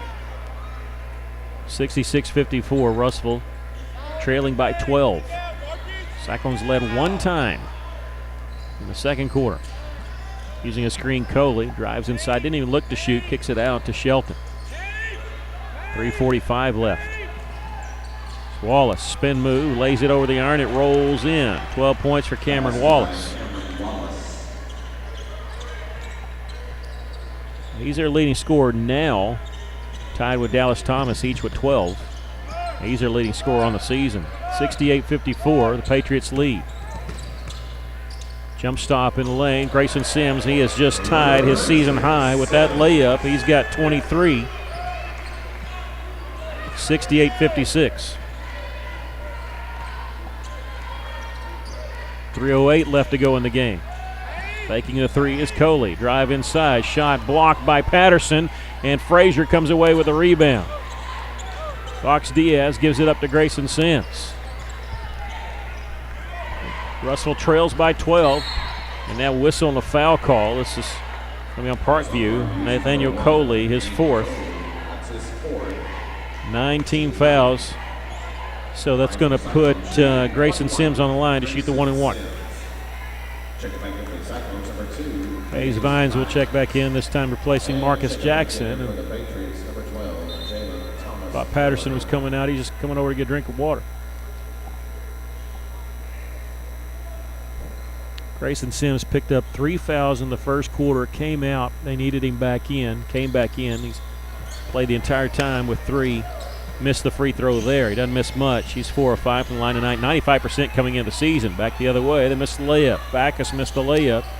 Patterson with the rebound. 2:40 left. Russell trails by 12. Cut it to single digits, so they knock down a 3 here. Sims has it knocked away from behind. Parkview on the move. They'll throw it ahead, and this is going to be intercepted by Xavier Fox Diaz trailing the play. Good job, Xavier. He's going to bring it in the front court for the Cyclones. Hand it off to Patterson. 2:19 left. Grayson Sims. Russell trailing by 12. He'll use his screen, take it right side. Now take it baseline. Lost the handle on it. Taken away by Parkview. Here come the Patriots, and whistle foul called on Russellville. This will be the 9th team foul, and it'll be on number 4. Xavier Fox Diaz, his second. 1-and-1. This will be Addison Shelton, who's 1 of 2 from the line. He has 9 points in the game. 2:06 left to go in the game. First free throw is good. Russell trailed by 13 in the third quarter. Cut it to 6 at one point. Kind of teetered around there. And then losing Danye May fouling out. It's been tough going. Russellville, though, they hit the first one, missed the second one, does Parkview. Russell gets the rebound. Now we have a foul call. This is going to be on Addison Shelton, his second. 2-shot foul because it's 10 team fouls, and everything's a double bonus now. It's going to put Fox Diaz on the free throw line. He's 0 of 1 from the free throw line. Remember, he came in for Hayes Vines, who got hit in the face on his and one and drew blood, so he was forced to come out of the game, and Fox Diaz came in to shoot that free throw. 2:01 left. He's shooting 2 here. Misses this one. 69-56. Cyclones trail by 13. Congratulations, Lady Cyclones. They were 2-point winners against the Lady Patriots at Parkview, 54-52. Didn't lead till 3 seconds left in the game. Second free throw missed them both. 2 minutes left to go. Yeah, Parkview got away with travel there. Addison Shelton at the top. Gets to the right side. There's a drive, layup good. Score's not going to be indicative of how this game actually was played. Russell trails here by 15. Pass ahead to Cam Frazier. Fox Diaz passes on the 3, gets it to Hayes Vines. He'll take it baseline, layup good. Nice job by Hayes Vines. He's got 4 points. Has not scored since that first quarter incident, getting hit in the face. Cameron Backus gets it over along the right side. Minute 18 left. Russell trails by 13, 71-58. At the end of this game, we'll have the totals for you. Tell you when the next game is. We already told you it's going to be Tuesday as the first round of that Hoops for Hunger tournament. Minute 5 left. Wallace, spin move in the lane. Shot is good. Count the basket, and he's fouled. It'll be on Cam Frazier, his third. 73-58. Xavier Fox Diaz will check out. In for him is Caleb Carter. 14 points for Cameron Wallace. Now he's officially their leading scorer for tonight. Dallas Thomas has 12 for them. Free throw is good here. Under a minute to play. Cyclones trail 74-58. Grayson Sims on his drive is fouled. Why are you fouling there? That'll be on number 12, Jalen Thomas Miller, his second. Grayson Sims shooting 2.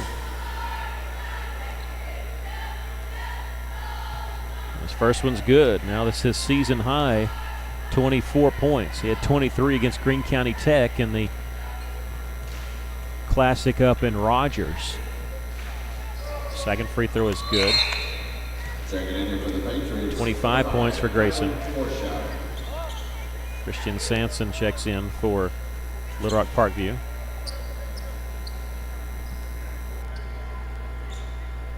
(74-60), Little Rock Parkview.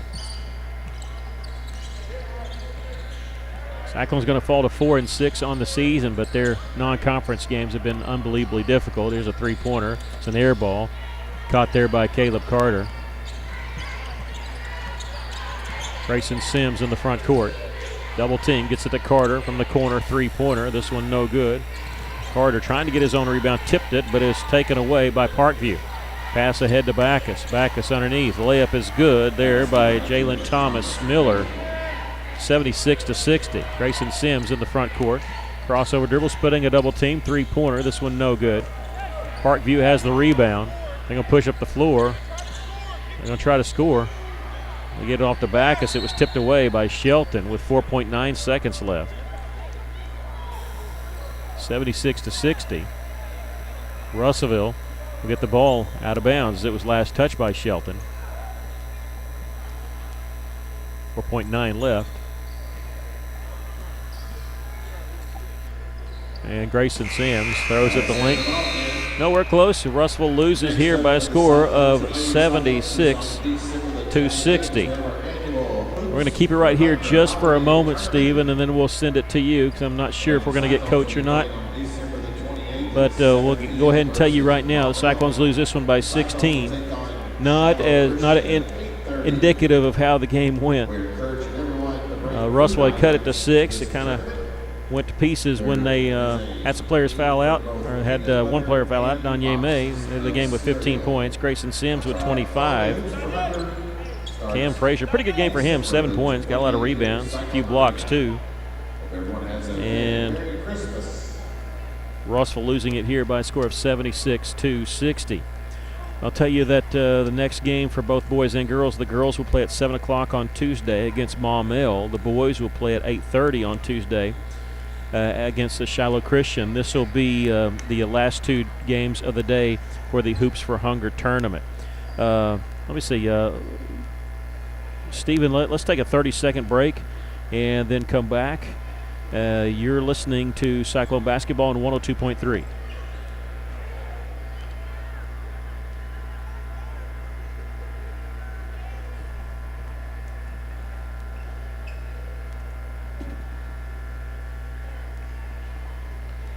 We got about 15 seconds, Coach, if you can hear me.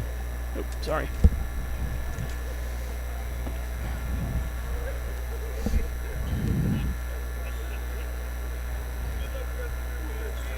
All right, welcome back. The Cyclones lose it by a score of 76-60 here against Little Rock Parkview, and we're joined by Coach Kyle Pennington. And Coach, it seems like you guys were behind the 8 ball from the very beginning with injuries and foul trouble, but you guys somehow seem to play through it. How did you see the game? Yeah, I felt like was very proud of the way our kids continue to battle. There's definitely some situations there with some more adversity, but again, that's what these games are for, and you got to keep that in perspective because I was telling those guys this is not the end destination. This is the journey, and we want to win this basketball game. We want to win every game that we play, and we expect to win. But you've got to understand in these situations, we don't lose, we learn. Mm-hmm. And I mean that. That's not just coach speak. I mean that. We got to learn from this. And then there's things that we have to learn. We've got to learn to make sure we we make some big plays. It cuts to 6 or 7, and we get a technical foul for saying something after a thing. And again, that's not on those kids. That's on me as the leader of this team. We've got to continue to learn and grow from that. So I don't ever want to blame kids. We've got to we've got to continue to get better, and that's my job. And very proud of our kids. Now, it was a tough battle, and I felt like we went to the free throw line a lot, and they went to the free throw line a lot. And I think a big difference is, we missed some free throws, and so I got to do something in practice to make sure that we're making free throws when it matters. And we got a dang good basketball team, Mickey. That team's the number 2 team in the state of Arkansas, regardless of classification, right below North Little Rock. And we were right there with them, no doubt. And so this team's going to be there when it matters. And I'm very proud of where we're at right now and where we're headed. I'll ask you one quick question. I'll let you go with your team. You said kind of told me something off the air and didn't say it really like this, but I think this is what you meant. You don't care if you're undefeated going into conference play. You set up this non-conference season with a purpose. Can you just talk about that? Yeah, we've got to see all styles of basketball. Whether that's a lot of our teams in conference play a certain style, and then a lot of our teams, at the state tournament level, there's a different style.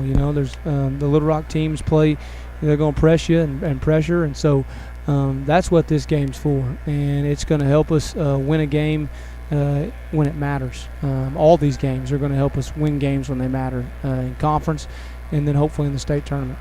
Well, Coach, we'll see you next week, and hope you have a Merry Christmas. Merry Christmas to you, and we appreciate all you do for our program, Mickey. Thank you, sir. Thanks a lot, Coach. Coach Kyle Pennington, we'll give you the scores for us as we go down as we get ready to close here, Stephen. Apologize if I didn't take enough ads there, but Cyclones who were led by Grayson Sims, who had 25 points. Think about this: Grayson, 3 fouls in the first quarter, did not commit a foul the rest of the game, and played aggressively. 25 points for Grayson Sims. 15 points for Danye May, who fouled out of the basketball game. There was your 2 guys in double figures. Great game by Cameron Frazier, the sophomore, had 7 points, a few blocks, and numerous rebounds. Good game for him. 4 points each for Hayes Vines and Caleb Carter. 3 points for Xavier Fox Diaz, and 2 points for Tank Patterson. For Little Rock Parkview, they were led by Cameron Wallace, who had 15 points, and Dallas Thomas with 2 points in the game. Cyclones lose. It was closer than a score show. Russell had cut it to 6 at one point, and but they lose it here by a score of 76-60. We appreciate you joining us. Want to send a special thank you to, first of all, our camera person, Maggie Duval, for helping us with our live stream. Also, our engineer, Stephen Berry, for all the trouble, especially we had for the girls' game. We will see you on Tuesday. We'll either see you here at the Cyclone Arena or online and on the radio as the Cyclones and Lady Cyclones will be in action. The girls play at 7 o'clock against Maumelle. The boys will play at 8:30 against Shiloh Christian. Again, that's the last 2 games of the first round of the Hoops for Hunger tournament. That tournament will be Tuesday, Wednesday, and Thursday. Once again, our boys lost here to Little Rock Parkview 76-60. The girls were victorious, taking the lead with 3 seconds left in the game, and they upset Little Rock Parkview 54-52. Thanks for joining us. So wish everyone out there a Merry Christmas and a Happy Festivus. I'm Mick Duval. You've been watching and listening to Cyclones basketball on Cyclone.